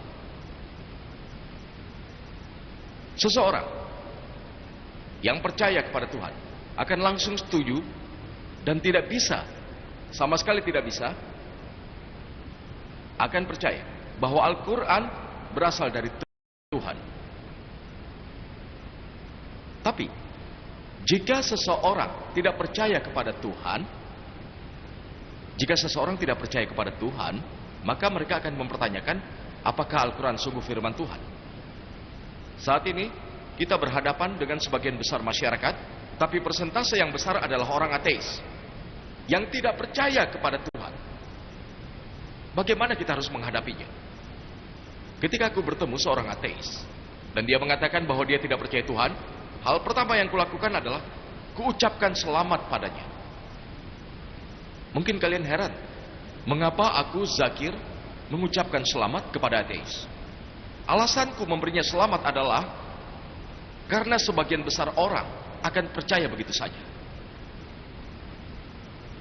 Sebagian besar Nasrani menjadi Nasrani karena ayahnya Nasrani. Orang Hindu menjadi Hindu karena ayahnya Hindu. Orang Muslim menjadi Muslim karena ayahnya Muslim. Mereka tidak berpikir. Tapi orang ini berpikir, mungkin dia berasal dari latar belakang agamis, tapi dia tidak setuju bahwa Tuhan yang disembah oleh orang tua mereka adalah zat yang harus disebut sebagai Tuhan. Alasanku memberinya selamat adalah karena dia telah mengatakan bagian pertama dalam syahadat Islam, pernyataan Islam adalah La ilaha, tidak ada Tuhan. Aku hanya perlu membuktikan padanya tentang illallah, selain Allah. Akan kukatakan padanya insya Allah. Kepada orang non-muslim, kepada orang non-muslim, hal pertama yang harus kulakukan membuktikan bahwa Tuhan yang dia sembah salah. Jadi hal pertama yang harus kulakukan bahwa Tuhannya itu salah. Setengahnya sudah dilakukan la ilaha illallah. Yang tertinggal hanya illallah dan Muhammad Rasulullah. Selain Allah dan Nabi Muhammad adalah Rasulullah. Kemudian ateis ini dia menolak Tuhan karena dia punya konsep yang salah tentang Tuhan. Siapapun yang mengatakan bahwa dia tidak percaya pada Tuhan, pertama-tama tanyakan padanya apakah definisi Tuhan. Untuk siapapun yang menolak sesuatu, dia harus tahu definisi dari sesuatu tersebut. Misalnya, jika aku sebut ini pena, bagi kalian yang berkata ini bukan pena, kalian harus tahu definisi pena. Kalau kalian tidak tahu definisinya, kalian tidak akan bisa berkata ini bukan pena. Sudah jelas kan? Kalian setuju denganku atau tidak? Kalau aku menyebut ini pena, bagi kalian yang menyebut ini bukan pena, kalian harus tahu definisi pena. Kalau tidak, kalian tidak akan bisa bilang dengan logis. Dia orang yang pintar. Dia bilang, tidak saudara Zakir, aku tahu itu buku. Jadi kalau dia tidak tahu definisi pena, aku tidak bisa berkata ini bukan pena. Aku tahu ini buku. Jadi kenapa aku harus tahu definisi pena? Baiklah, apa kau tahu buku? Dia jawab, iya. Ini kitab. Dan kalau dia mengatakan bukan kitab, dia tahu definisi buku, tapi tidak tahu definisi kitab. Kitab dalam bahasa Arab dan Urdu artinya buku. Kalau ku sebut ini pena, karena definisi pena lebih penting daripada mengetahui apa ini.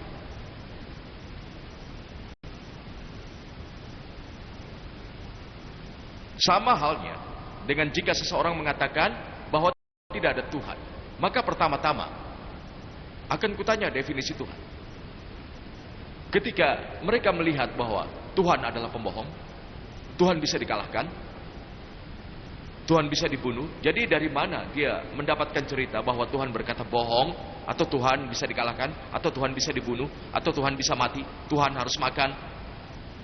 Jadi mereka menolak Tuhan. Siapa yang mereka tolak? Mereka menolak Tuhan yang salah, la ilaha. Sama halnya jika seorang percaya bahwa Islam adalah agama teroris, Islam adalah agama yang tidak mengenal kata ampun, Islam adalah agama yang tidak ilmiah, Islam adalah agama yang tidak memenuhi hak wanita, dan dia menolak Islam. Aku berkata, aku sendiri juga menolak Islam, karena aku tahu bahwa Islam adalah agama penuh kasih. Islam adalah agama yang ilmiah. Islam memiliki hak asasi. Islam memberikan hak pada wanita. Jadi apa yang kulakukan? Aku berkata, Islam yang kau yakini dan tolak seharusnya tidak kau tolak, tapi ku beritahu Islam yang sebenarnya. Sama halnya dengan ketika orang-orang ini menolak Tuhan yang salah, kita harus beritahu siapa Tuhan yang sebenarnya. Dan definisi yang paling baik tentang Tuhan, tentang Allah Subhanahu wa taala, disebutkan dalam Al-Qur'an surat Al-Ikhlas juz 112 ayat 1 sampai 4. Qul huwallahu ahad. Katakanlah, dialah Allah yang Maha Esa. Allahus samad. Allah tempat meminta segala sesuatu. Lam yalid wa lam yulad. Dia tidak beranak dan tiada pula diperanakan. Wa lam yakul lahu kufuwan ahad. Dan tidak ada seorang pun yang setara dengannya. Inilah 4 baris definisi tentang Allah Subhanahu wa taala. Dan jika ada seseorang yang mengatakan bahwa ini dan itu adalah Tuhan, dan jika orang tersebut sesuai dengan 4 definisi soal Tuhan, maka kita sebagai orang Islam tidak akan menolak. Yang pertama adalah Qul huwallahu ahad. Allah adalah Tuhan yang Maha Esa. Yang kedua, Allahus samad. Allah tempat meminta segala sesuatu. Lam yalid wa lam yulad. Dia tidak beranak dan tidak diperanakan. Wa lam yakul lahu kufuwan ahad. Tidak ada yang setara. Ada banyak orang yang mengatakan bahwa Rajnis adalah Tuhan. Mari kita tes orang ini berdasarkan Al-Ikhlas. Ada seseorang yang pernah bertanya, Saudara Zakir, kami sebagai Hindu tidak percaya kalau Rajnis adalah Tuhan. Aku tidak pernah mengatakan orang Hindu percaya bahwa Rajnis adalah Tuhan. Aku telah membaca kitab-kitab Hindu. Tidak ada dalam kitab Hindu yang mengatakan begitu. Aku berkata beberapa manusia, beberapa orang percaya kalau dia Tuhan. Mari kita uji berdasarkan surat Al-Ikhlas. Yang pertama, Qul huwallahu ahad. Tuhan yang Maha Esa. Apakah Rajneesh itu satu-satunya? Apakah dia satu-satunya orang yang mengaku sebagai Tuhan? Ada ratusan orang yang mengaku. Dan di India sendiri ada ribuan orang yang mengaku sebagai Tuhan. Dia bukan satu-satunya. Umat Rajneesh akan berkata tidak. Dia satu-satunya, dia unik. Mari kita lanjut ke tes berikutnya. Allahus Samad. Allah tempat meminta segala sesuatu. Apakah Rajneesh makhluk yang abadi? Kita tahu dari autobiografi Rajneesh, dia berkata bahwa dia pernah sakit asma, sakit punggung kronis, sakit diabetes mellitus. Bayangkan Tuhan menderita sakit asma, sakit punggung kronis, sakit diabetes mellitus. Yang ketiga adalah lam yalid walam yulad. Dia tidak beranak dan tidak diperanakan. Kita tahu kalau Rajneesh lahir di Madhya Pradesh. Kemudian di tahun 1981 dia pergi ke Amerika. Dia kumpulkan ribuan orang pengikut Amerika dan tinggal di Oregon, dan dia membuat desa yang disebut Rajneeshpuram. Kemudian pemerintah Amerika menangkapnya dan memasukkannya ke dalam penjara. Dan Rajneesh, dia menuduh bahwa pemerintah Amerika meracuni dia perlahan di penjara. Bayangkan, Tuhan diracuni secara perlahan. Kemudian pemerintah Amerika mengusirnya dari Amerika, dan dia kembali ke India dan kembali ke kota Pune, di mana dia menjadi pusatnya yang sering disebut Osokomune. Dan ketika kalian masuk ke pusat kota, kalau kalian pergi ke Samadhi, ditulis di sana di Samadhi bahwa Rajneesh Osho tidak pernah lahir dan tidak pernah mati, tapi dia mengunjungi bumi dari tanggal 11 Desember 1931 hingga 19 Januari 1990, tidak pernah lahir, tidak pernah mati.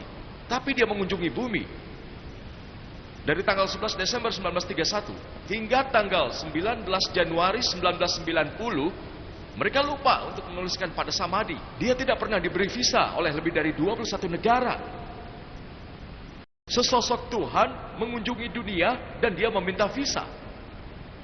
Dan uskup berkata bahwa kalau kalian tidak mengusir Rajneesh dari Amerika, kami akan membakarnya dan juga rumahnya.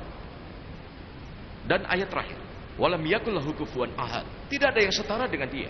Dan ketika kalian bisa membandingkan Tuhan dengan siapapun yang ada di dunia ini, maka tentu saja dia bukanlah Tuhan. Walam yakul lahu kufuwan ahad. Tidak ada yang setara. Misalnya, ada yang berkata bahwa Tuhan ribuan kali lebih kuat dari Arnold Schwarzenegger. Kalian ingat Arnold Schwarzenegger? Orang yang mendapat gelar Mr. World, pria terkuat di dunia, Mr. Universe, pria terkuat di alam semesta. Kalau seseorang bilang bahwa Tuhan itu ribuan kali lebih kuat daripada Arnold, saat kalian bisa membandingkan Tuhan dengan siapapun, baik itu Arnold, baik itu Dara Singh, baik itu King Kong, baik ribuan kali atau jutaan kali, ketika kalian membandingkan Tuhan, maka dia bukan Tuhan. Walam yakul lahu kufuwan ahad. Tidak ada yang setara. Kalian tahu Rajneesh mengenakan pakaian putih, punya jenggot, punya 2 mata dan 1 hidung, 2 tangan. Ketika kalian membandingkan Tuhan dengan apapun, dia bukan Tuhan. Walam yakul lahu kufuwan ahad. Allah berfirman dalam Al-Quran, surat Al-Isra juz 17 ayat 110. Katakanlah, serulah Allah atau serulah Ar-Rahman dengan nama yang mana saja kamu seru, dia mempunyai nama-nama yang terbaik. Kalian boleh memanggil Allah dengan nama apapun selain nama yang indah. Tidak boleh berupa gambar, harus nama-nama yang dia buat. Dan pesan ini selain disebut dalam surat Al-Isra juz 17 ayat 110, juga dalam surat Al-A'raf juz 7 ayat 180, surat Toha juz 20 ayat 8, surat Al-Hasyr juz 50 ayat 24, bahwa Allah memiliki nama-nama terbaik. Banyak orang ateis yang percaya ilmu pengetahuan. Seluruh argumen ini bisa jadi tidak memuaskan mereka. Orang ateis mengatakan ilmu pengetahuan adalah kekuatan. Ilmu pengetahuan adalah yang terakhir. Maka, mari buktikan pada kelompok ateis ini juga tentang keberadaan Allah. Kita tahu orang ateis hanya percaya pada ilmu pengetahuan. Setelah memberinya selamat, kuajukan pertanyaan yang sama. Bahwa kalau ada perlengkapan, ada gadget yang tidak pernah dilihat siapapun di dunia, Kalau gadget tersebut dibawa ke hadapanmu, maka pertanyaannya adalah, siapakah orang pertama yang akan dapat memberitahumu mekanisme gadget ini? Si ateis ini, dia mungkin berkata, setelah berpikir, orang pertama yang dapat memberitahumu mekanisme gadget ini adalah orang yang tidak seorang pun di dunia ini yang pernah mengetahuinya. Dia mengatakan padamu bahwa dia pencipta gadget tersebut. Atau dia mungkin bilang, si pembuat gadget. Dia mungkin mengatakan penemunya, mengatakan produsennya, mengatakan pengemasnya, apapun itu. Itu serupa dengan pencipta. Pencipta, pengemasnya, produsen, pembuat, atau penemunya. Semuanya serupa. Simpan saja jawabannya di benak kalian. Orang kedua penciptanya. Kalau dia berkata adalah orang lain, dia akan tahu. Atau orang yang melakukan pencarian ini. Tapi itu nanti.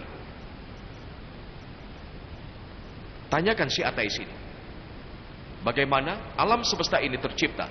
Dia akan jawab bahwa ini berasal dari satu nebula besar, kemudian terjadi perpecahan sekunder, ledakan besar yang membentuk galaksi, bintang, bulan, matahari, dan lain-lain. Dia menyebut ledakan besar. Kalau kalian tanya, kapan dia tahu alam semesta ini terjadi akibat ledakan besar? Dia cerita 50 tahun yang lalu, 40 tahun yang lalu. Maka katakan, ini sudah disebutkan dalam Al-Quran 1400 tahun yang lalu, di dalam surat Al-Anbiya juz 21 ayat 30. Verse number 30, Allah says, "Awalam yaral ladzina kafaru." Do not unbelievers see anna samawati wal arda. Dan apakah orang-orang kafir tidak mengetahui bahwa langit dan bumi dahulunya menyatu, kemudian kami pisahkan keduanya? Ledakan besar yang kau bicarakan itu sudah disebutkan dalam Al-Quran 1400 tahun yang lalu. Siapa yang bisa menyebutkan ini? Lalu dia akan berkata, mungkin itu gejolak, ada yang menulisnya. Tidak masalah, jangan berargumen. Tanyakan pertanyaan selanjutnya, apakah bentuk bumi? Dia akan jawab, pada awalnya manusia beranggapan bumi itu datar. Tahun 1577, saat Sir Francis Drake, dia berlayar mengarungi bumi, dan dia buktikan bahwa bumi itu datar.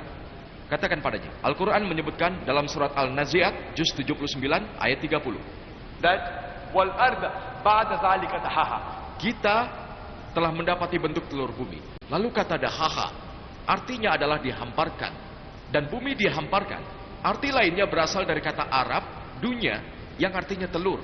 Dan saat ini kita tahu, bumi tidak memiliki bentuk yang sepenuhnya bulat seperti bola, memanjang di kutub dan mengembang di tengahnya.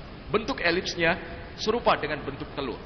Kata dunya dalam bahasa Arab tidak berarti telur yang biasa, melainkan lebih pada telur burung onta. Dan kalau kalian menganalisa bentuk telur burung onta, bentuknya sangat elips seperti bumi. Bayangkan, Al-Quran menyebutkan bahwa bumi berbentuk elips 1400 tahun lalu. Siapa yang menyebutkannya? Maka dia jawab, Nabimu Muhammad adalah orang yang sangat pintar. Jangan berdebat. Lanjutkan. Matahari dan bulan, cahaya sendiri atau cahaya yang dipantulkan? Dia akan jawab, awalnya kita beranggapan cahaya bulan adalah cahayanya sendiri. Tapi saat ini kita tahu, cahaya bulan bukanlah cahayanya sendiri, melainkan cahaya yang dipantulkan. Bagaimana kau bisa tahu? Dia akan bilang, kami mengetahuinya kemarin, 50 tahun yang lalu, 100 tahun yang lalu.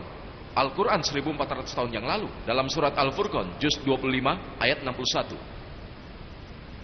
Bahwa Maha Suci Allah, yang menjadikan di langit gugusan bintang-bintang, dan dia juga menjadikan padanya matahari dan bulan yang bersinar.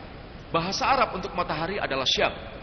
Dan kalian tahu, cahayanya digambarkan sebagai yang berarti cahaya yang berpijar. Dan bulan dalam bahasa Arab disebut kamar.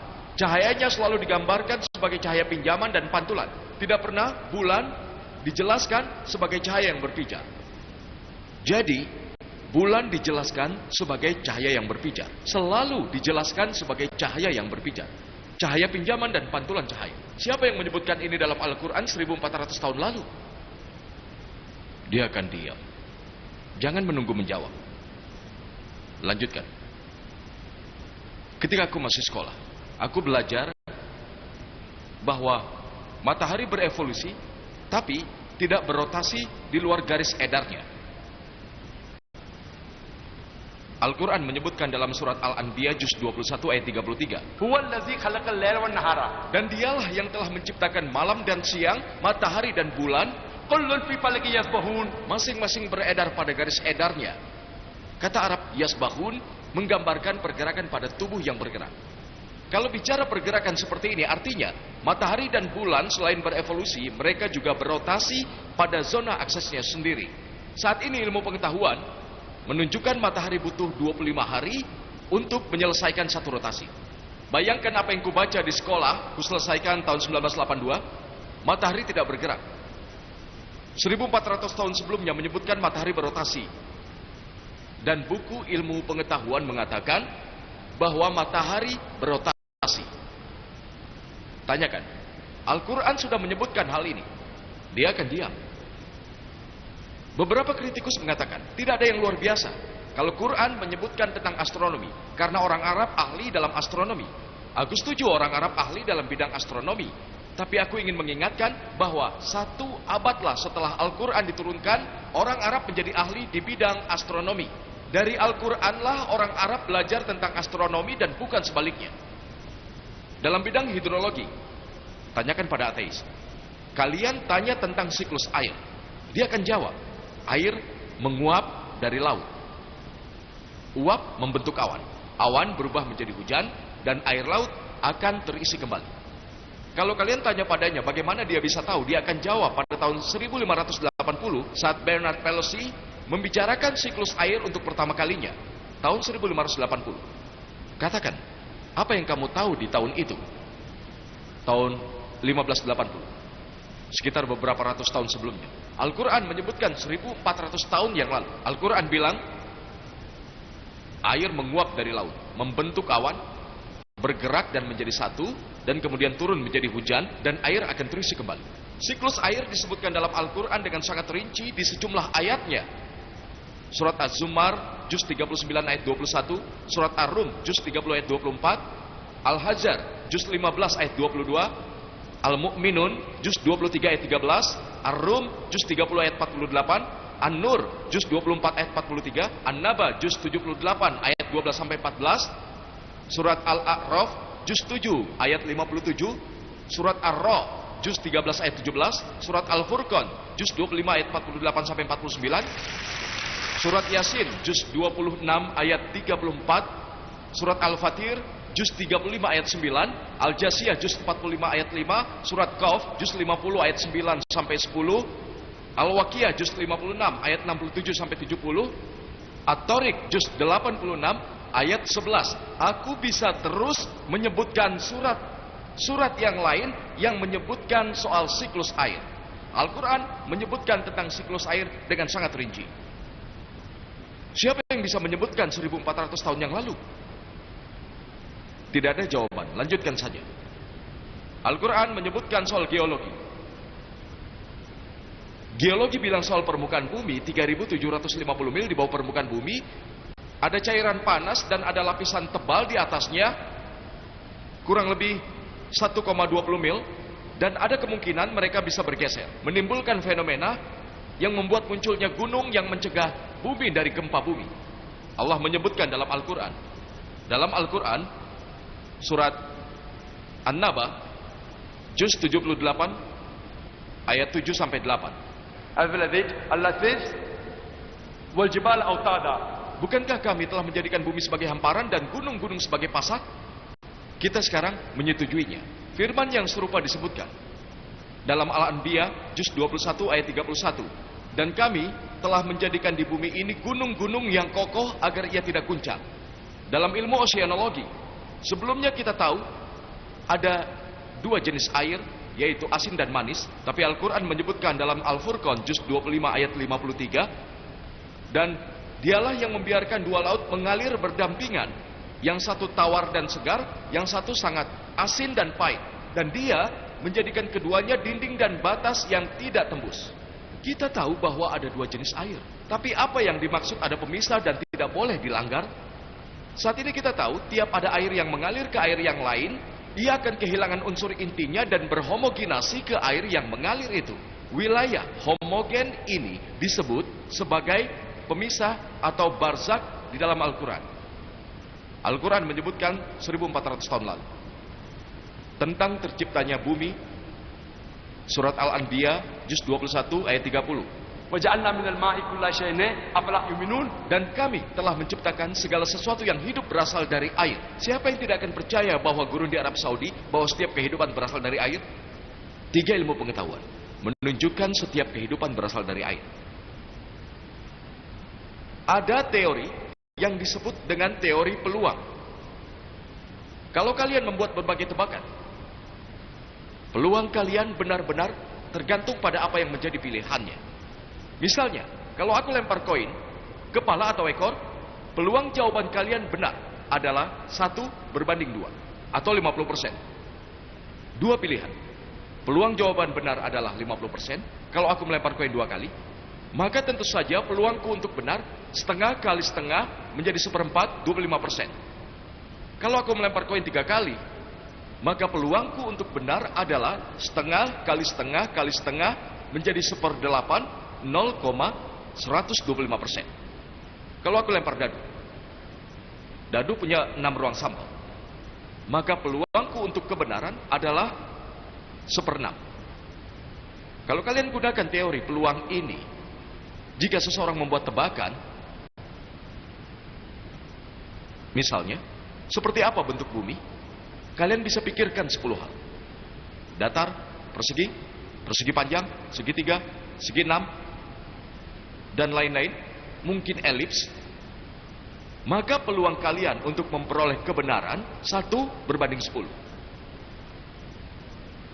Kalau kalian tanya cahaya bulan apakah itu cahaya sendiri atau cahaya pantulan, kalau dia membuat tebakan, peluang dia untuk benar adalah 1 berbanding 2 terhadap bentuk bumi. Dan cahaya bulan bukanlah cahaya sendiri, adalah 1/10 kali setengah menjadi 1/20 atau 5%. Semua makhluk hidup berasal dari air. Kalian bisa memikirkan ribuan benda. Pasir, besi, timah, kayu, dan seterusnya, bahkan mungkin air. Peluang kalian membuat tebakan yang benar adalah 1 banding 1000. Peluang kalian adalah 3 yang benar. Bentuk bumi elips, cahaya bulan, cahaya dipantulkan, semuanya berasal dari air. 1/10 kali setengah kali 1/1000 menjadi 1/20.000 atau 0,05%. Hanya 3 temuan ilmu pengetahuan, 0,005%. Aku baru menyebutkan beberapa. Kalau kalian membaca bukuku, ada ratusan. Al-Quran menyebutkan tentang botani. Surat Al-Ra'd juz 13 ayat 3, semua buah diciptakan berpasang-pasangan jantan dan betina. Dalam surat Toha juz 20 ayat 53, semua tanaman berpasang-pasangan jantan dan betina.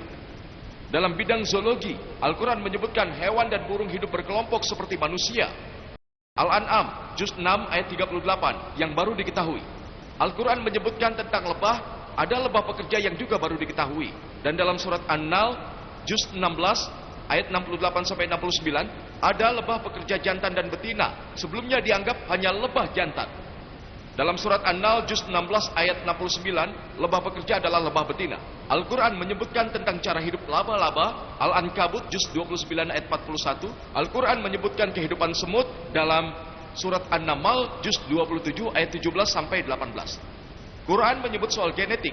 Manusia berasal dari sperma dan berubah menjadi seorang anak. Dalam surat An-Najm juz 53 ayat 45 sampai 46, Al-Qiyamah juz 33 ayat 37 sampai 39 yang baru diketahui. Al-Quran bicara embriologi, bahwa semua manusia diciptakan dari alaqah, segumpal zat yang menempel. Di dalam surat Al-Alaq juz 96 ayat 2 yang baru diketahui. Al-Quran bicara soal jenis tingkatan pembentukan embrio, alaqah, mudghah, izama, lehem. Dalam Al-Mu'minun juz 23 ayat 12 sampai 14 yang baru diketahui. Ada banyak penemuan ilmu pengetahuan yang disebutkan dalam Al-Quran. Aku hanya akan sebutkan 2. Ada orang-orang yang bilang bahwa setelah manusia mati dan setelah dikubur dan tulang hancur, bagaimana Allah Subhanahu wa taala menyatukan kembali tulang belulang itu di hari penghakiman. Allah berfirman dalam surat Al-Qiyamah juz 75 ayat 3 sampai 4 bahwa Saat mereka berkata bagaimana Allah bisa menyusun tulang belulang kembali di hari penghakiman, katakan Allah tidak hanya bisa menyusun ulang tulang belulangnya, bahkan dia bisa menyusun ulang dengan sempurna hingga ke ujung jarinya. Apa maksud Allah dalam firman-Nya yang bahwa dia tidak hanya menyusun ulang tulang belulangnya, tapi hingga ke ujung jarinya? Ini teori yang dikemukakan oleh Sir Francis Galton. Dia menemukan metode sidik jari. Dia bilang, tidak ada dua sidik jari, bahkan dari jutaan manusia yang sama. Saat ini para polisi, FBI, CIA, mereka memakai metode sidik jari untuk menemukan bukti. Al-Quran menyebutkan metode sidik jari 1400 tahun lalu, kita menemukannya di tahun 1880. Siapa yang bisa menyebutkan ini? Aku ingin sebut satu hal lagi sebelum sesi tanya jawab. Ada seorang ilmuwan bernama Profesor Tajaten Tahasen. Profesor ini berasal dari Thailand dan dia melakukan banyak penelitian dalam bidang reseptor. Sebelumnya manusia berpikir, para dokter berpikir, hanya otak manusia yang berkaitan dengan rasa sakit. Saat ini kita tahu bahwa ada reseptor tertentu di dalam kulit yang juga berkaitan dengan rasa sakit. Dan itulah sebabnya orang yang menderita luka bakar ke dokter. Si dokter mencari bagian mana yang sakit. Jika pasien kesakitan, dokter akan bahagia. Artinya reseptor rasa sakit berfungsi. Tapi kalau pasien tidak sakit, si dokter sedih, reseptor rasa sakitnya rusak.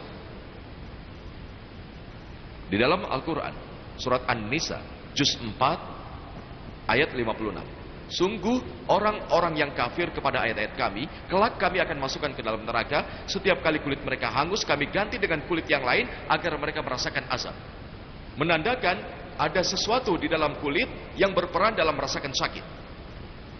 Al-Quran bicara reseptor rasa sakit 1400 tahun lalu. Dan profesor ini ketika dia tahu ini disebutkan dalam Al-Quran, di malam dia memulai konferensinya di Riyadh, di dalam konferensi itu sendiri dia mengucapkan syahadat, La ilaha illallah Muhammad Rasulullah. Tidak ada Tuhan selain Allah dan Nabi Muhammad Rasulullah. Kalian tanya pada ateis, siapa yang bisa menyebutkan dalam Al-Quran? Jawaban yang bisa diberikan akan sama dengan yang dia katakan, yaitu si pencipta, si pembuat, si produsen, si pengemas, si penemu, si pencipta, produser, pengemas, pembuat penemu ini. Dan kita sebagai umat muslim menyebutnya Allah. Itu sebabnya kenapa hari ini ilmu pengetahuan tidak menghilangkan Tuhan, tapi menghilangkan model-model Tuhan. La ilaha illallah. Ilmuwan hari ini menghilangkan model-model Tuhan. Ini tidak bisa disebut Tuhan, ini bukan Tuhan. Mereka tidak menghilangkan Tuhan. Seperti yang dikatakan ahli filosofi Francis Bacon, katanya, mereka yang punya sedikit pengetahuan tentang sains akan menjadi ateis. Tapi mereka yang punya banyak pengetahuan soal sains akan jadi orang yang beriman.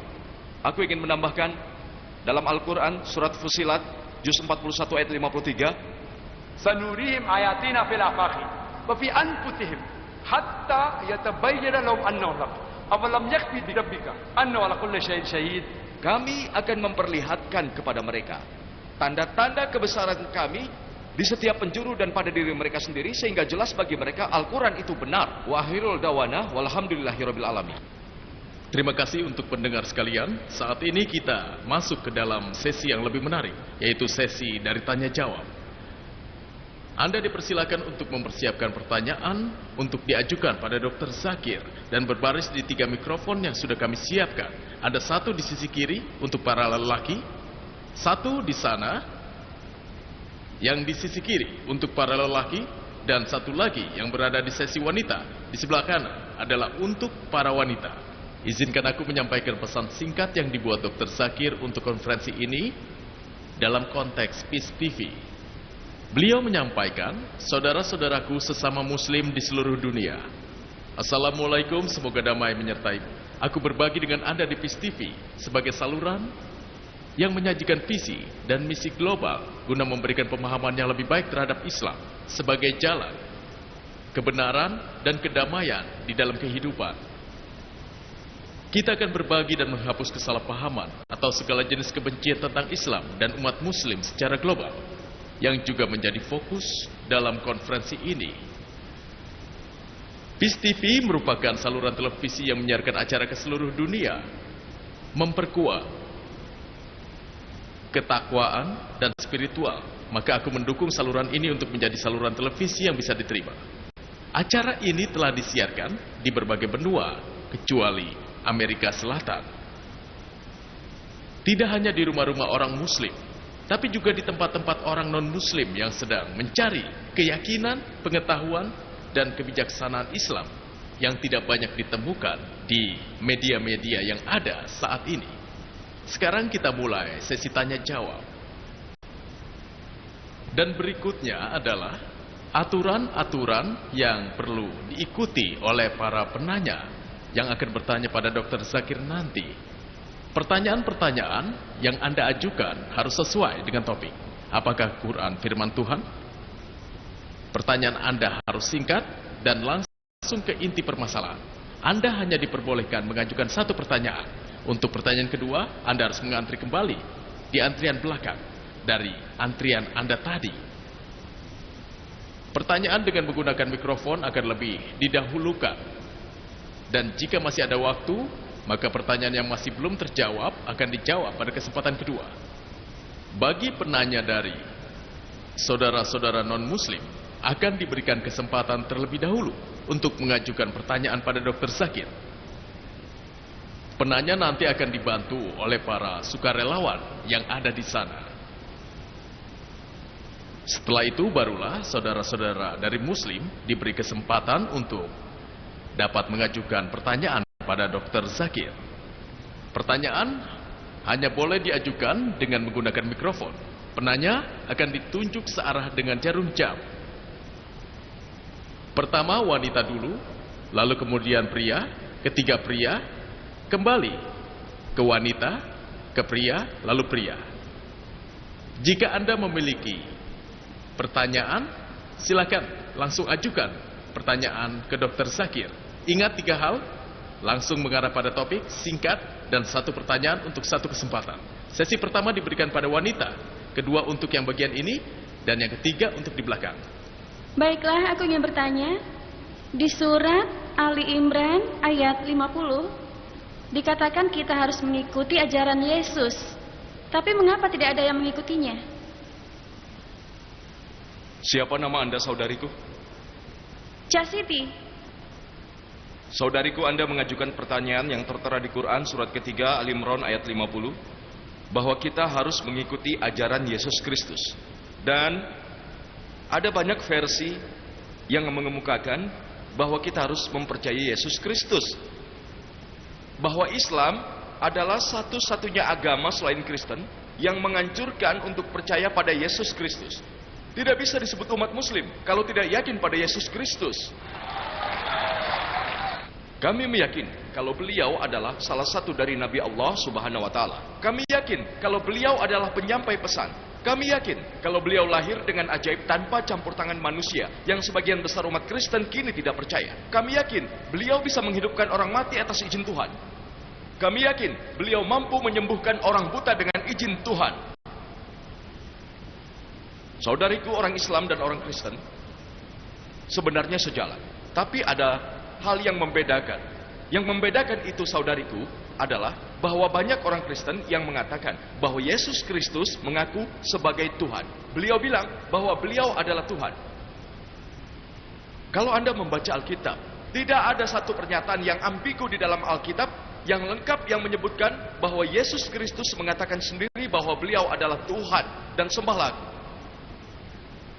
Kalau ada orang Kristen yang bisa menunjukkan satu pernyataan yang tidak bersifat ambigu, satu pernyataan yang tidak bermakna ganda di dalam Alkitab yang lengkap yang menyebutkan Yesus Kristus mengatakan sendiri bahwa aku adalah Tuhan, maka aku mau dikristenkan hari ini juga.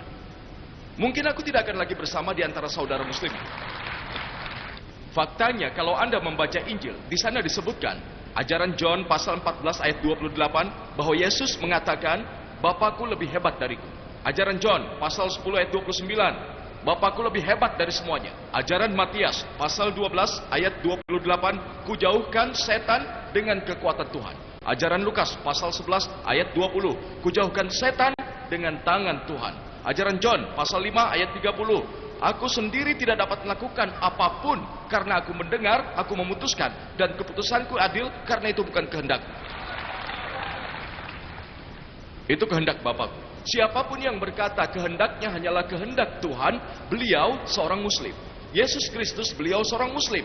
Beliau tidak mengaku sebagai Tuhan. Dan disebutkan dengan jelas di kitab Acts pasal 2 ayat 22. Wahai kaum Israel, dengarkan ini. Yesus dari Nazaret, seorang pria yang ditunjuk Tuhan untuk kalian dengan mukjizat yang dikaruniai oleh Tuhan, dan kalian menyaksikannya. Pria yang ditunjuk Tuhan untuk kalian dengan mukjizat dan tanda-tanda yang dikaruniai oleh Tuhan, dan kalian menyaksikannya. Jadi kami meyakini bahwa Yesus Kristus adalah salah satu nabi Tuhan, tapi beliau bukan Tuhan. Jadi apa yang membedakan kita? Sejauh yang sesuai dengan ajaran, dasar pertanyaanmu adalah di dalam Quran disebutkan bahwa kita harus mengikuti ajaran Yesus Kristus. Ketika Yesus terlahir di dunia ini, beliau diturunkan hanya untuk kaum Yahudi, hanya untuk Bani Israel. Al-Quran bilang dengan jelas dalam surat ke-61 Al-Saff ayat ke-6, Yesus diturunkan ke bumi untuk Bani Israel. Dan dalam surat Al-Imran ayat 49 bahwa Yesus Kristus diturunkan hanya untuk Bani Israel. Disebutkan di dalam ajaran Matias pasal 10 ayat 5 sampai 6. Yesus mengatakan bahwa dia tidak akan pergi ke wilayah orang-orang kafir. Siapa itu orang kafir? Non-Yahudi, Hindu, Muslim. Jangan pergi ke wilayah orang-orang kafir dan masuk ke dalam kota-kota Samaritan, tapi sebaiknya pergilah ke rumah-rumah Israel. Dan pesan yang sama diulang kembali dalam ajaran Matias pasal 15 ayat 24. Beliau menyampaikan, aku diturunkan hanya untuk orang-orang Israel. Jadi Yesus hanya diturunkan untuk Bani Israel, dan pesannya hanya untuk waktu tertentu, seperti yang disebutkan dalam Injil, seperti yang disebutkan dalam Al-Quran. Selain itu, saudariku, kalau Anda membaca Injil, apa yang dikatakan oleh Yesus Kristus, jika Anda menganalisanya, disebutkan dalam ajaran Lukas pasal 2 ayat 21 bahwa Yesus sudah disunat di hari ke-8. Kita sebagai Muslim, Masya Allah, kita sudah disunat. Sebagian besar umat Kristen tidak disunat. Jadi kalau Anda mengatakan bahwa dengan mengikuti ajaran Yesus menjadikan dirimu Kristen, maka aku mengatakan bahwa aku lebih Kristen daripada umat Kristen itu sendiri, saudariku. Disebutkan dalam Injil, dalam kitab Ephesians pasal 5 ayat 18, katanya jangan mabuk. Disebutkan dalam kitab Proverbs pasal 20 ayat 1 bahwa minuman anggur itu haram. Sebagai Muslim, kami tidak minum alkohol. Quran dalam surat Al-Maidah juz 5 ayat 90, alkohol itu haram dan kami tidak menyentuhnya. Kami tidak menyentuh sama sekali. Muslim adalah komunitas terbesar yang tidak menyentuhnya. Jadi menurut Injil, Anda tidak boleh meminum alkohol. Disebutkan dalam Injil bahwa kita tidak boleh mendatangi sejumlah tempat. Disebutkan dalam kitab Leviticus juz 11 ayat 7 sampai 8. Dalam Deuteronomy pasal 14 ayat 8, dalam kitab Yesaya pasal 65 ayat 2 sampai 5, tak kurang dari 5 tempat yang tidak boleh kamu datangi. Sebagai Muslim, kami tidak mendatanginya, tapi sebagian besar umat Kristen mendatanginya. Jadi, kalau Kristen berarti seseorang yang mengikuti ajaran Yesus Kristus, maka kami sebagai umat Muslim lebih Kristen daripada umat Kristen itu sendiri.